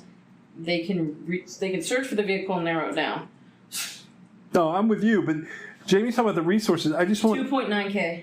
So there's almost 3,000 people in this group, and it just popped up. Yeah, that's not reasonable. I am interested in your opinions on this because there's this case of this girl in Ohio. There's Madison Bell. That's a more recent example. The case of the girl in Ohio? Yeah. She mentioned someone from Ohio. She said something about Ohio when talking about the guy. Okay, so let's just clarify. Hannah Potts has now been found based on what I see. Found or, like, caught? Well, that's a good question, Jamie. It just says she's safe. That's what it says. So it basically, so when somebody runs away and the family just doesn't want to have any, like, publicize what happened or where the person is, if they are apprehended by the police or they've been taken somewhere, it just says person is safe. That's all it says. And they started this afternoon on this Facebook page that I'll let Nick talk about here in a moment. The Facebook page started saying don't share the audio, which we had the full audio, and then we had this clip that had been made public. So with the full audio... Did you get the audio, like, saved? Yeah. It's like 2 minutes shorter, the public clip, than the full audio. It doesn't say a whole lot. Basically, her twin had shared it and then retracted it and said, please don't share it.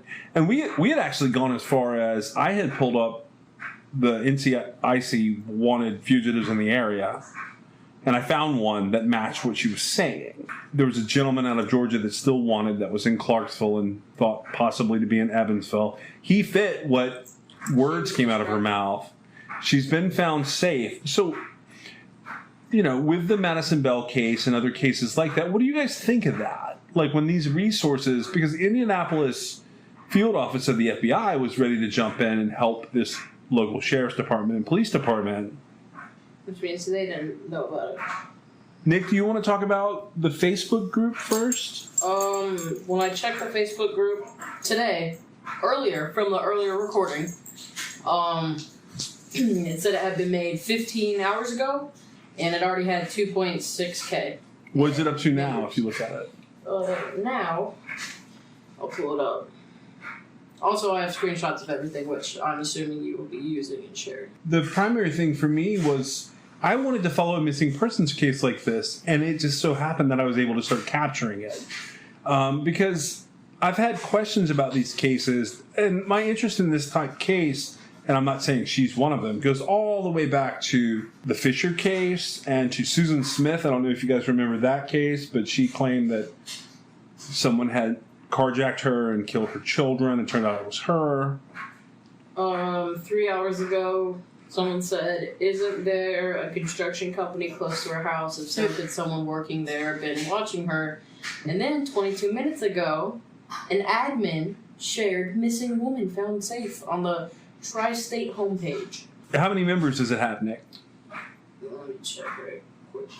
It has 4,455 members now. So it's doubled in size since you saw it last, as far as the number. And has anybody ever known anyone that's like pretended to go missing, or had a psychotic break and gone missing, or not really been missing and the family thought they were missing? People from TV shows. You're looking very pensive. No, I have not had anybody. Not to my knowledge. I'm trying to think if anybody that I know personally has ever gone missing. Joey. That's interesting. We should probably consult on that. We'll talk about that off the record. That was an interesting incident. And he was just waiting for a girl, right? I think he was chasing a girl, but it panicked everyone, and they were ready to use resources. No, but I have ready to go help. I have followed. I can't even think of the people's names. You know, just like when you're following through Facebook and somebody else that you know posts something like, and it's probably a share of a share of a share, but but for whatever reason you become emotionally involved in it, and then you start like doing your digging on who that person actually is, and you know there is I would say of the times where I've actually been monitoring it, probably 100% of the time, I'll see the note that says, so-and-so has been found and is safe.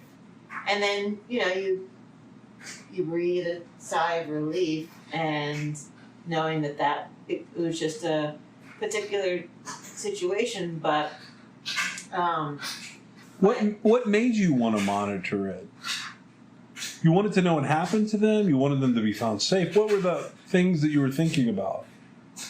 what causes that person to, what happens to that person, whether it was something that they were running from or whether it was something more to it. Like sinister? That they were a part of something that they shouldn't have been. And then, just feel for the family when they're in that situation.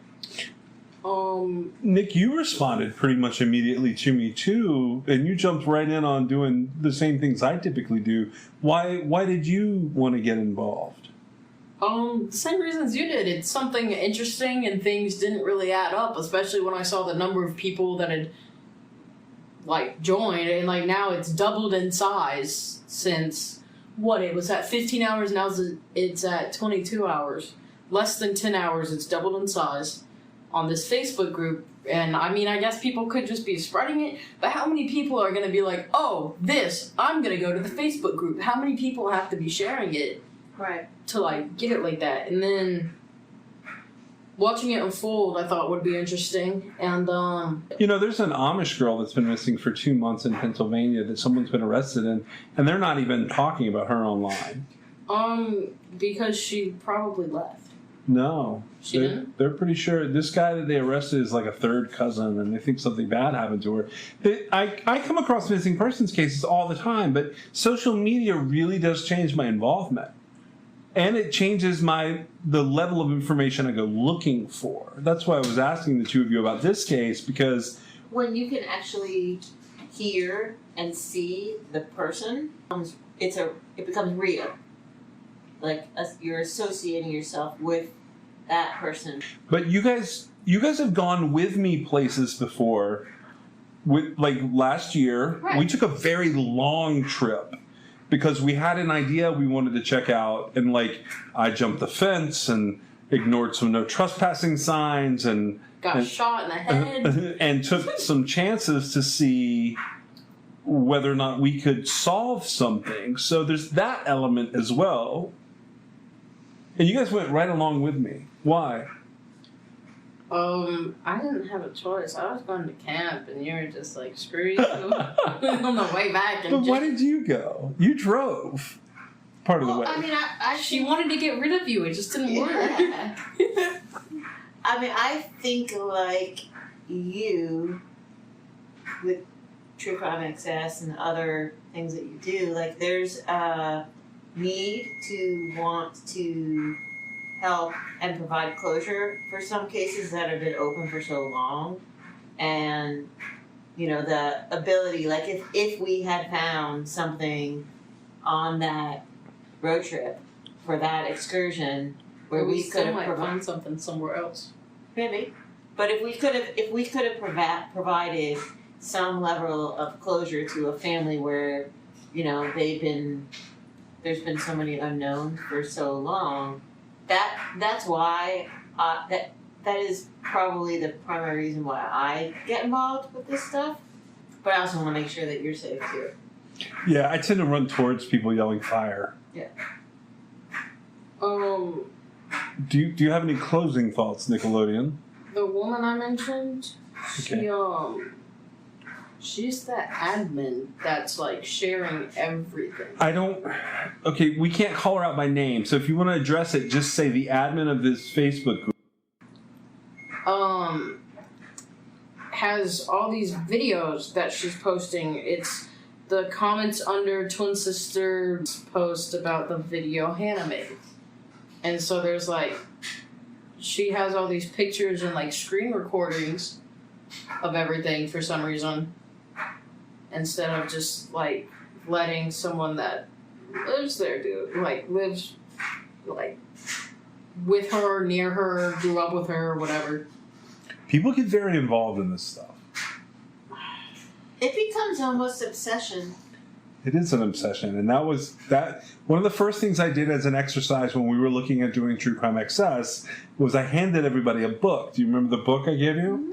And that book was sort of the model for several things we wanted to do because of how personal it was and how much they weren't related to the case, they weren't related to the person. Do you have any closing thoughts? I'm glad she's safe. Hold on. So she may not be a family member or anything. She's like going. She creates those types of pages for people. It looks like. Yeah, which is pretty weird, to be completely honest. Yeah. Totally agree. And while this was going on, there was an actual missing persons case in the same area that probably needed the resources. So I'm going to share that here. A family begging for answers refuses to give up the search for their missing loved one. Donita Wilkerson has been missing now since Sunday, June 21st. Tonight, her family gathered for an update from police on the investigation. Eyewitness News' Miranda Meister listened in and has more. Gone, vanished without a word. Now the family is rallying together and searching. We're just wanting her to come home. They haven't heard from Donita Wilkerson since Father's Day. They began to ask questions when she didn't call like usual. It's not like her not to get in touch with somebody. But when a day went by and no one heard from her, they went to the police. And I actually started a chart of when's the last time you talked to her, I've talked to her, her kids talked to her, so that we could kind of have a timeline of when someone actually last spoke with her. Then their search started. Her family tells me the last time Wilkerson was seen was at the home she was staying in near the 1400 block of Taylor Avenue. Not far from that home, more signs posted asking for information on her location. Wilkerson's family piled into one home to hear an update from police. This is an active investigation. I was there as Detective Wolf spoke to the family. Going on, I can't tell you. And asked me not to report most of what he told them. This is need to know, too, by the way. Wolf explained they've listed Wilkerson on the National Missing Persons database and other databases. But for Kiana Wilkerson, one of Donita's 6 kids, she's trying to hold it together. I don't want to think like that she isn't coming home, but I'm not going to stop looking for her. And she wants her mom to know how much she misses her. I'm not going to stop looking for you, and I just hope that you're okay wherever you're at. Now, anyone with information about Donita Wilkerson is asked to call Evansville Police or the anonymous We Tip hotline at the number on your screen. Thanks for joining us. You can reach us at 252-365-5593 or at truecrimexcess.com or truecrimexcess@gmail.com if you want to send us a note. This episode was brought to you by LabrottieCreations.com. That's LabrottieCreations.com. Check out the merchandise and specifically their fun Pop Pet art custom pieces made from photos of your very own pets.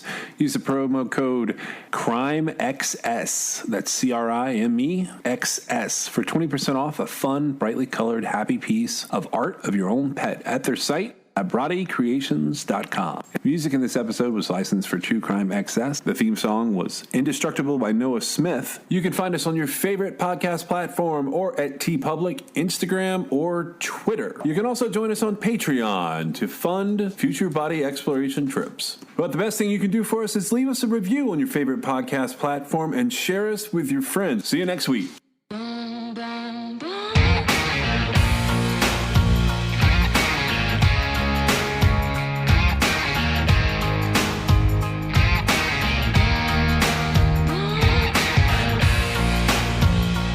This is True Crime XS.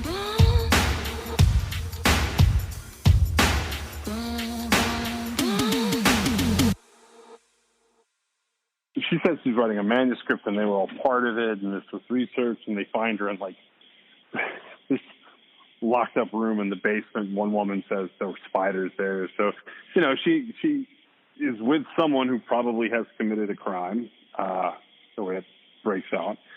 We don't think she did. Meg and I looked at the statute and sort of went back and forth and sort of argued it out. And it looks like it's worded in such a way that, like, she's really sort of absolved of it. Or at least she's partly absolved of it. We do think she committed a federal crime. That's a whole different thing. And obviously no one's going to put that kind of resources into it. But she's home, she's safe, whatever, or she's not home, I guess. Her family sort of disowns her in this whole process. But the gist of it is, like, this is what we should be teaching kids. And, you know, I know that's very different from the Papini case and from the Mueller case, but, you know, is it, in a way, as far as there are real victims in some of these cases, and some of them it's just not. I don't know how all of that should break out. When I look at Matthew Mueller, you know, you've got a guy that had a 40-year sentence. I looked at that case and I wondered, there's this case that comes up during Keys, the Boca Raton killer down in Florida. And some of the things that Mueller does, that guy did. But I think Mueller's too inexperienced to, you know, unless he's part of a ruse, I think he's too inexperienced to have done those things down there. But he fits it better than Keys does, was my point. We'd have to look at, like, timelines and stuff on him. But he would be another one to dig into.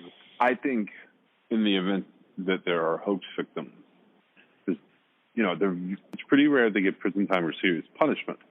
They need to listen to the testimony of the people that survive situations like the Carr brothers, and they need to hear that whole story, and that needs to be what teaches them a lesson.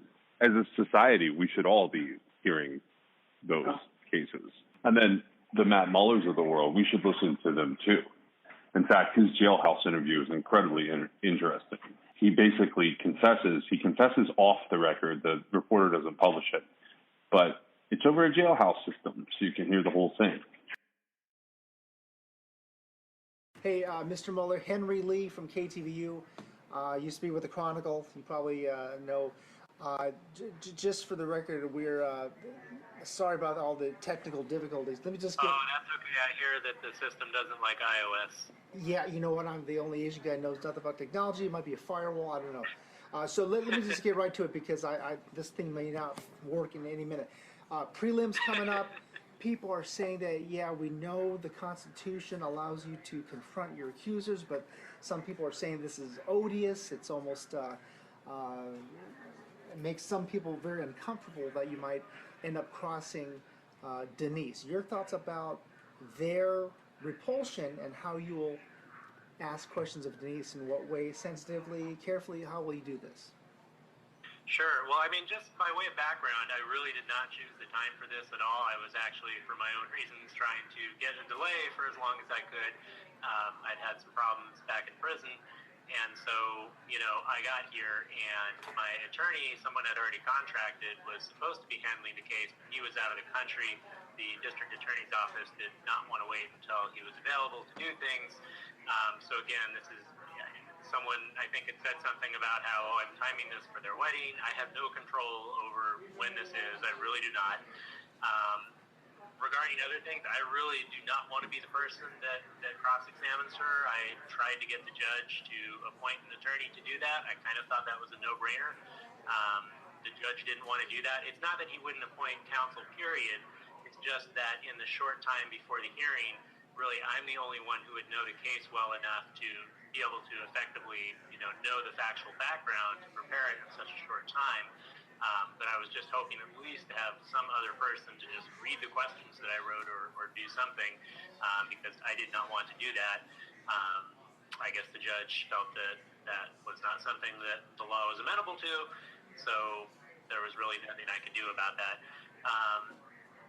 The confrontation clause, I actually, legally speaking, I don't think it's a trial right, so I don't think it attaches to preliminary. I think that they can actually put a lot of their case on just by hearsay evidence, so it can bring their statements in by having an investigator state it. As far as the timing with the wedding, again, I did offer a time after the wedding. I don't even know that they'll be there on the first day. I don't know if it's that they want to be there when the preliminary happens, or that they've been told by the prosecution their presence is required.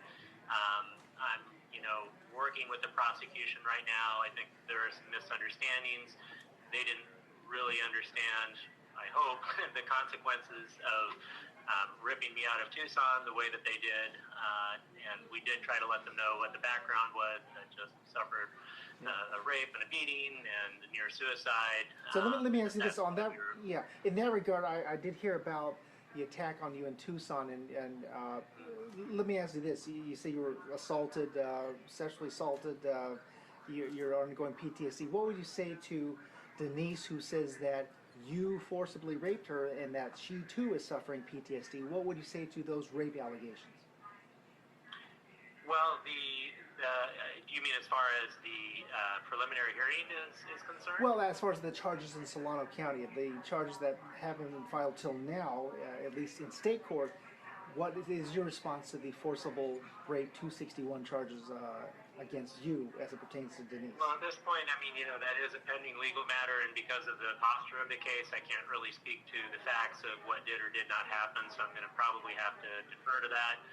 On that, I have to be both my own lawyer and the defendant right now, which is sort of a tricky situation. So I don't mean to be speaking out of both sides of my mouth. Certainly, I will have a response for that at some point. Post-traumatic stress injury is truly a terrible affliction. I thought that I understood it because I worked with a lot of clients who had it, and I knew how to help them when they would, for example, dissociate or have flashbacks. But there are a lot of things, no matter how much of the clinical literature that you read, that I don't think you can really understand until you actually experience it yourself. And I will say, for whoever has it, it's a horrible thing. I don't even know that my case is particularly serious, and it's bad enough. Now, how would you speak to Denise's feelings that she's been horrifically traumatized by you? She says, I know you've been traumatized. How about her trauma? As she describes it. Well, again, I'm really sorry, sir. I'm gonna have to defer until trial. I will certainly be taking the stand in my own defense, and we'll talk about what did or did not happen. But it's something that does have to be saved for a later date.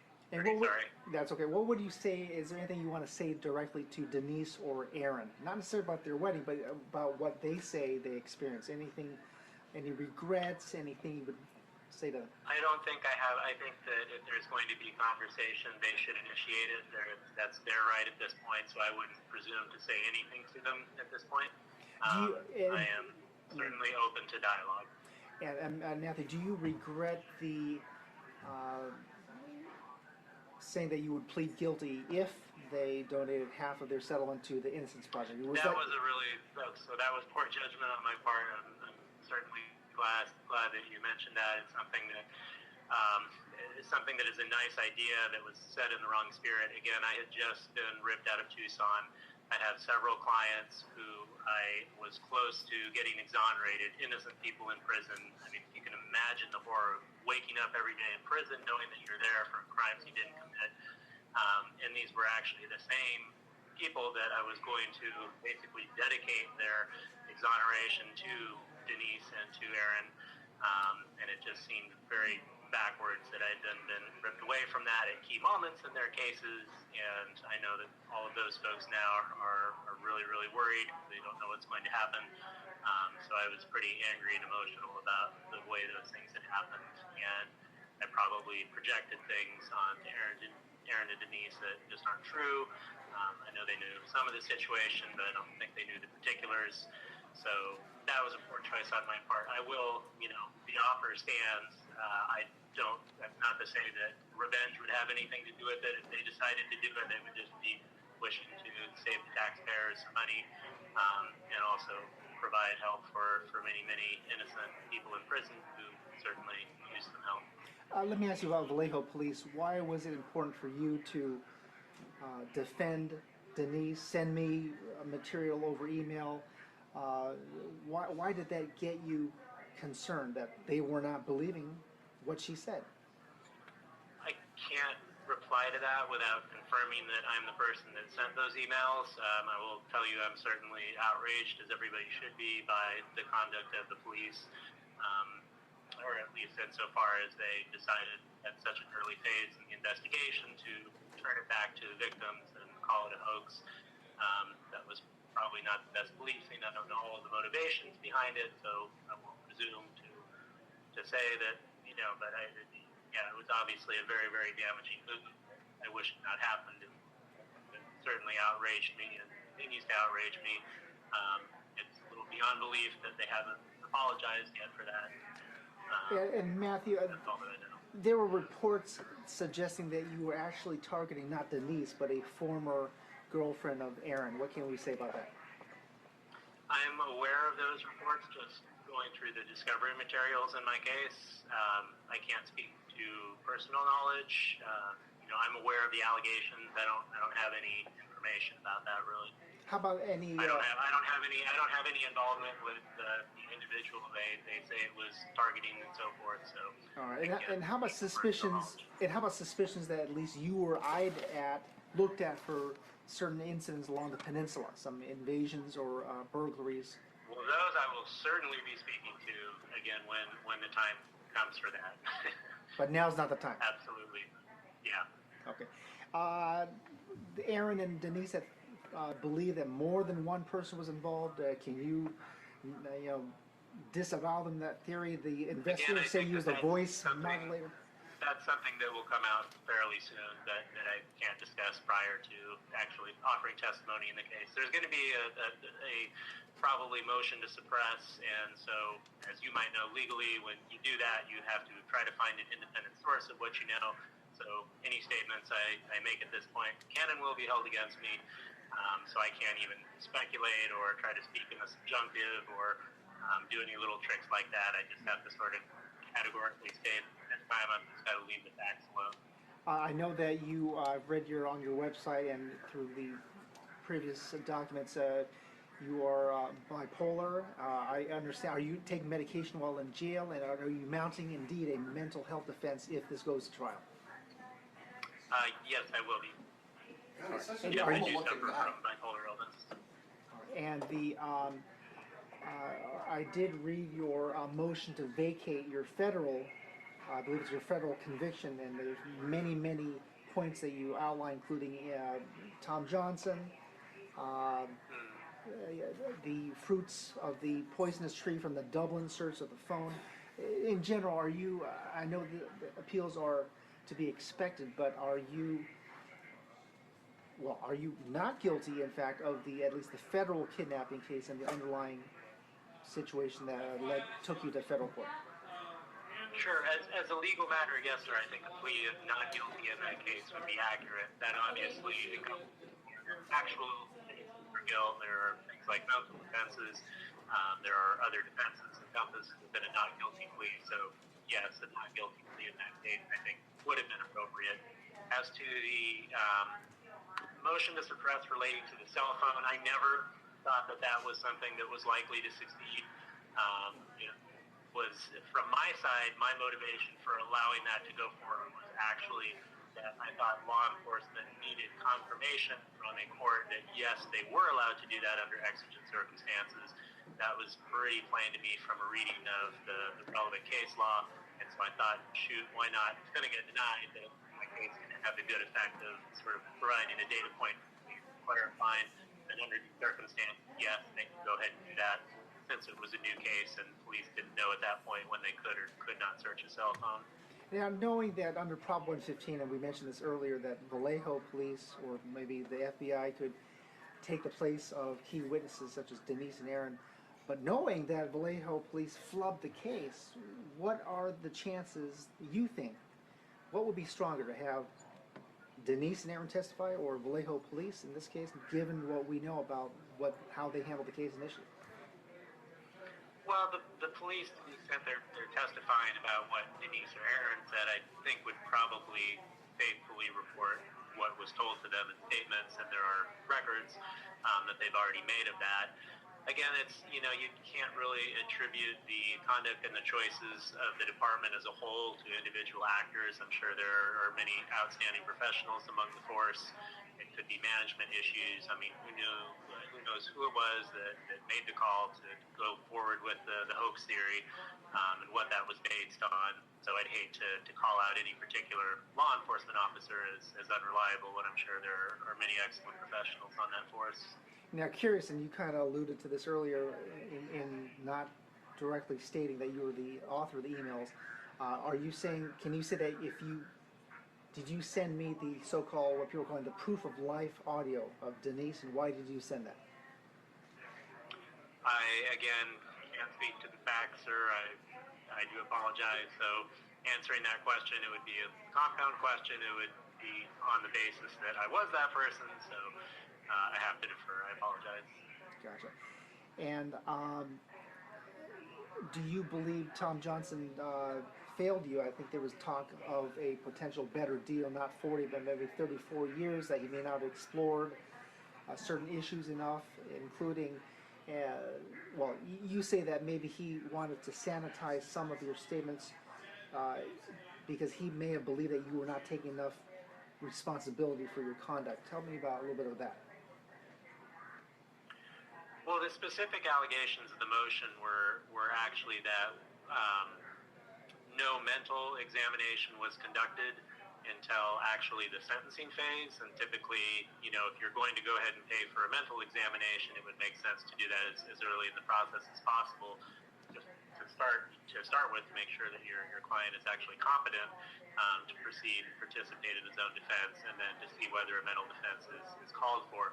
At the sentencing phase, you're just looking at something that might swing the judge one way or the other. It's something in mitigation.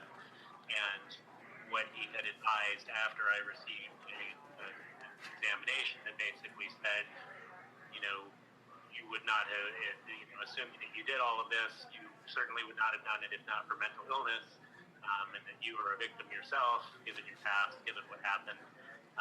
He felt that basically the report was too good, and that, maybe it would have been good during the actual criminal guilt phase, but for the sentencing, it seemed not consistent with taking responsibility because it actually seemed to absolve me of responsibility.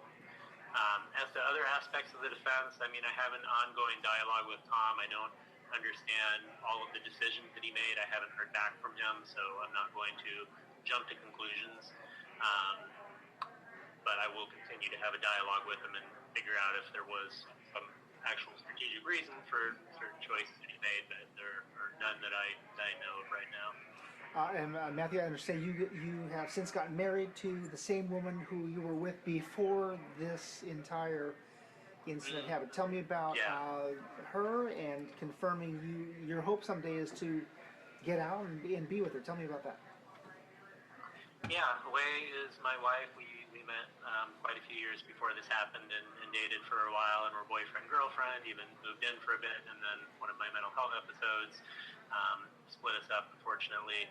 But she was the first to run to my side after I was arrested, and I tried for 2 years to convince her, you don't want to be around me. I'm really, I'm like a ticking time bomb.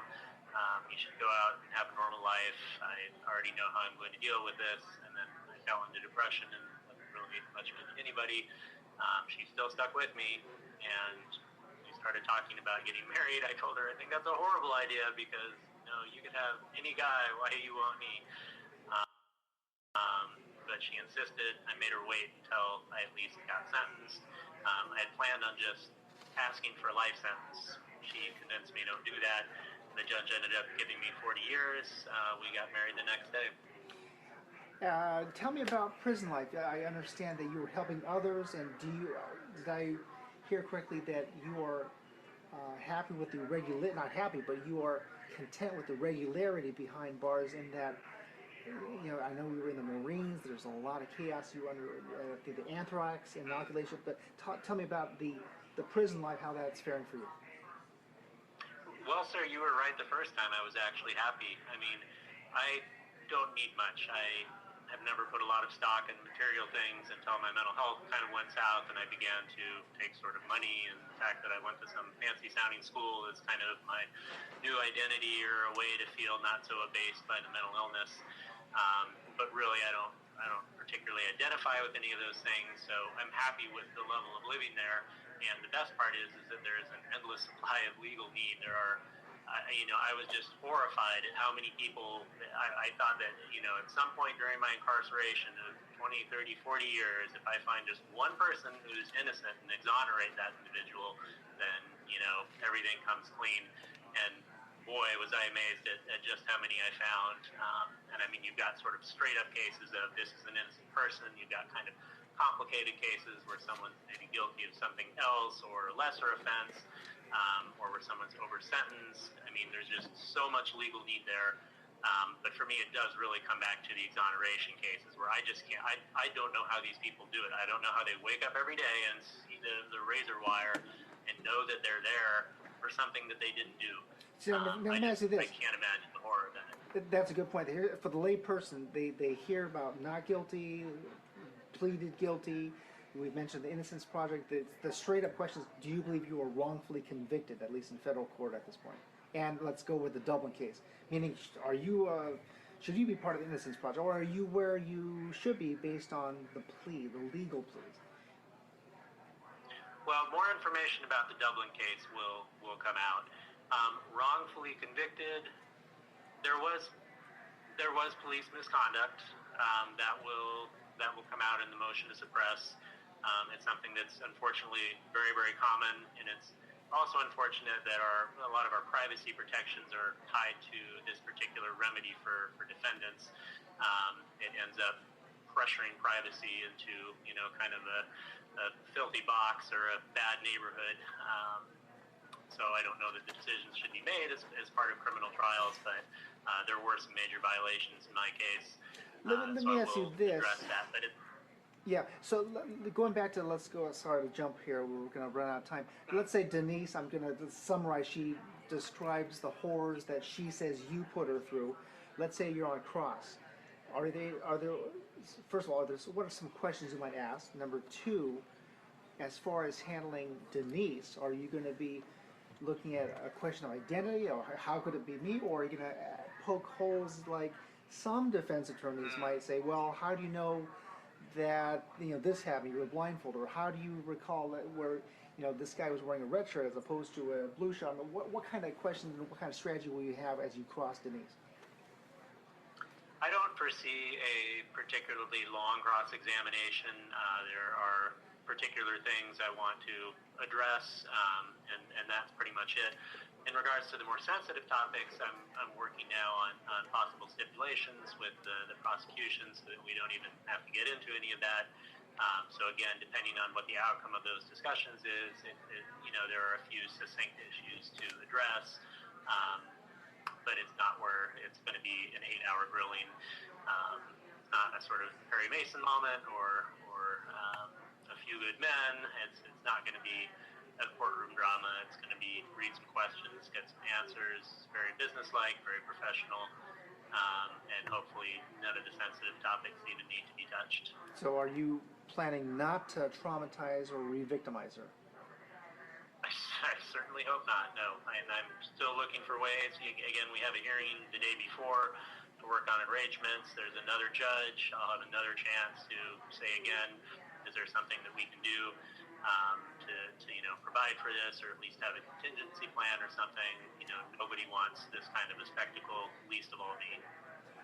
And there's some talk of some recordings that you are alleged to have made, whether it's in Vallejo or South Lake Tahoe, with some sensitive topics about regarding alleged sexual assault of Denise, allegedly by you. What can we say about recordings you're accused of making? I don't know yet whether the prosecution will be introducing those. If it's evidence that I'll need to review, it's certainly something I will wait until the last possible minute and try to find some other way to do that without me personally watching them. Again, that's part of discussions I'm continuing to have with the Solano County District Attorney. I think that they're negotiating in good faith, and I'm hopeful that we'll find some way around needing to address any of that or to have me view any sensitive materials. So you don't intend to, in what some say, relive any moments that might be caught on video? Certainly not. No. I mean, even the prospect today of going over it with the investigator, of having to watch those just for 2 hours, I couldn't think about anything else, and I do not want to watch them. If there is any other way possible, I will take it. And as far as Aaron, any strategies with Aaron? He's certainly very upset at what he endured and what what Denise went through. How would you cross him? Again, I just have some particular things to verify from the police reports, and a few things I need to get in and get out and do. And I don't think, again, it's going to be a 4, 6, 8 hour grilling. I don't see it as being this sort of acrimonious drama. I hate to be a letdown. There's hopefully the less drama for all involved, the better. This is going to be very businesslike. It'll just be getting some testimony on record, and that will be that. You probably know as much as I do, the bar is pretty low at the prelim or PX level. Do you fully expect to be held over for trial? We'll see. Again, it's hard to speak to that without knowing what stipulations will be on the table and what evidence exactly they're going to introduce. There are some charges that are very susceptible to attack. It has less to do with whether or not a particular event happened. It has more to do with, do the events as alleged meet every element of the charged offense? So I think it'll come down more to a legal argument once the evidence is out about whether that evidence will actually meet the required elements of the offense. And have you been provided a witness list by the DA, and can you say who was on that list? I have been provided. I don't know that it would be appropriate for me to disclose all of that, so I think I would refer you to the Solano County District Attorney for that. There may even be a security consideration I don't know about, so I'm not sure even if it's subject to a protective order because I can't get on the court docket and look at these things, so I will defer to them on that. Gotcha. And have you been provided all the discovery, or are you still awaiting any others? I'm awaiting some of the discovery still, and I believe they're making good faith efforts to provide what is required in advance of a preliminary. And how confident are you that, well, what do you want people to know about Matthew Mueller? They see different parts of you. They see you as a proud Marine, Harvard Law graduate, and now convicted kidnapper, now charged, accused of rape. What do you want people to know about you? I think people should go hug their kid or hug their dog and not spend a lot of time thinking about me. I'm really not that important in the scheme of things. I want the right thing to happen. The odd thing is that I am more or less neutral about whether or not I die in prison. I am doing this mostly for my wife. I mean, of course, I hope to have some time with her. We'd like to spend our last years together. Even with a lower sentence, I mean, the average life of a prisoner is something like 60 years. And no, that's not because most of the prisoners are broken down folks with all sorts of problems. It's because mental health as well. But healthcare in prison is not good. I have a friend who will be dead at 50 within months because even after knowing for a year and a half that he had prostate cancer, they did nothing for him. So really, once you have something go wrong with your body in prison, you're probably a goner. What would you say that and we hear this all the time with legal eagles or legal pundits saying, well, we know Matthew Mueller has some mental health challenges, yet we know many other people who are bipolar or going through depression who don't commit these kinds of violent crimes. What would you say to that kind of argument? There's a pretty simple logical fallacy in that. It's basically the same as saying that, well, some people who get a cold have a really bad cough and some people don't have a bad cough. So if you don't have a bad cough or you do have a bad cough, it must have nothing to do with you having a cold. So just because some people who do that, do have mental illness and some don't, it doesn't mean it's unrelated to the mental illness. It's something that can certainly drive that. I would just refer folks to the fact that I'm not someone who has had this long string of criminal convictions building up to this. I was a regular pro-social, high-achieving person involved in nonprofit work. My legal career was mostly in the public interest, and then bipolar illness ruined my life, and eventually here I am in prison. So it's not something, unless I was contriving somehow to fake all of this 12 years before anything happened, which was when the mental health problems started to set in. I just don't see how you can credibly say that one has nothing to do with the other. Yeah, and again, I can understand, because right now what's outstanding is this set of allegations that I'm supposedly a serial rapist. So I guess all I can say is stay tuned. Wait till you get all of the facts in, and then you can make your judgment. Gotcha. Should you be afforded any leniency? So many people see you as a monstrous figure. I mean, you're not a monster, are you? Do you see yourself being handcuffed by the constraints of your mental illness challenges? I think there is a really interesting question about criminal defendants in general.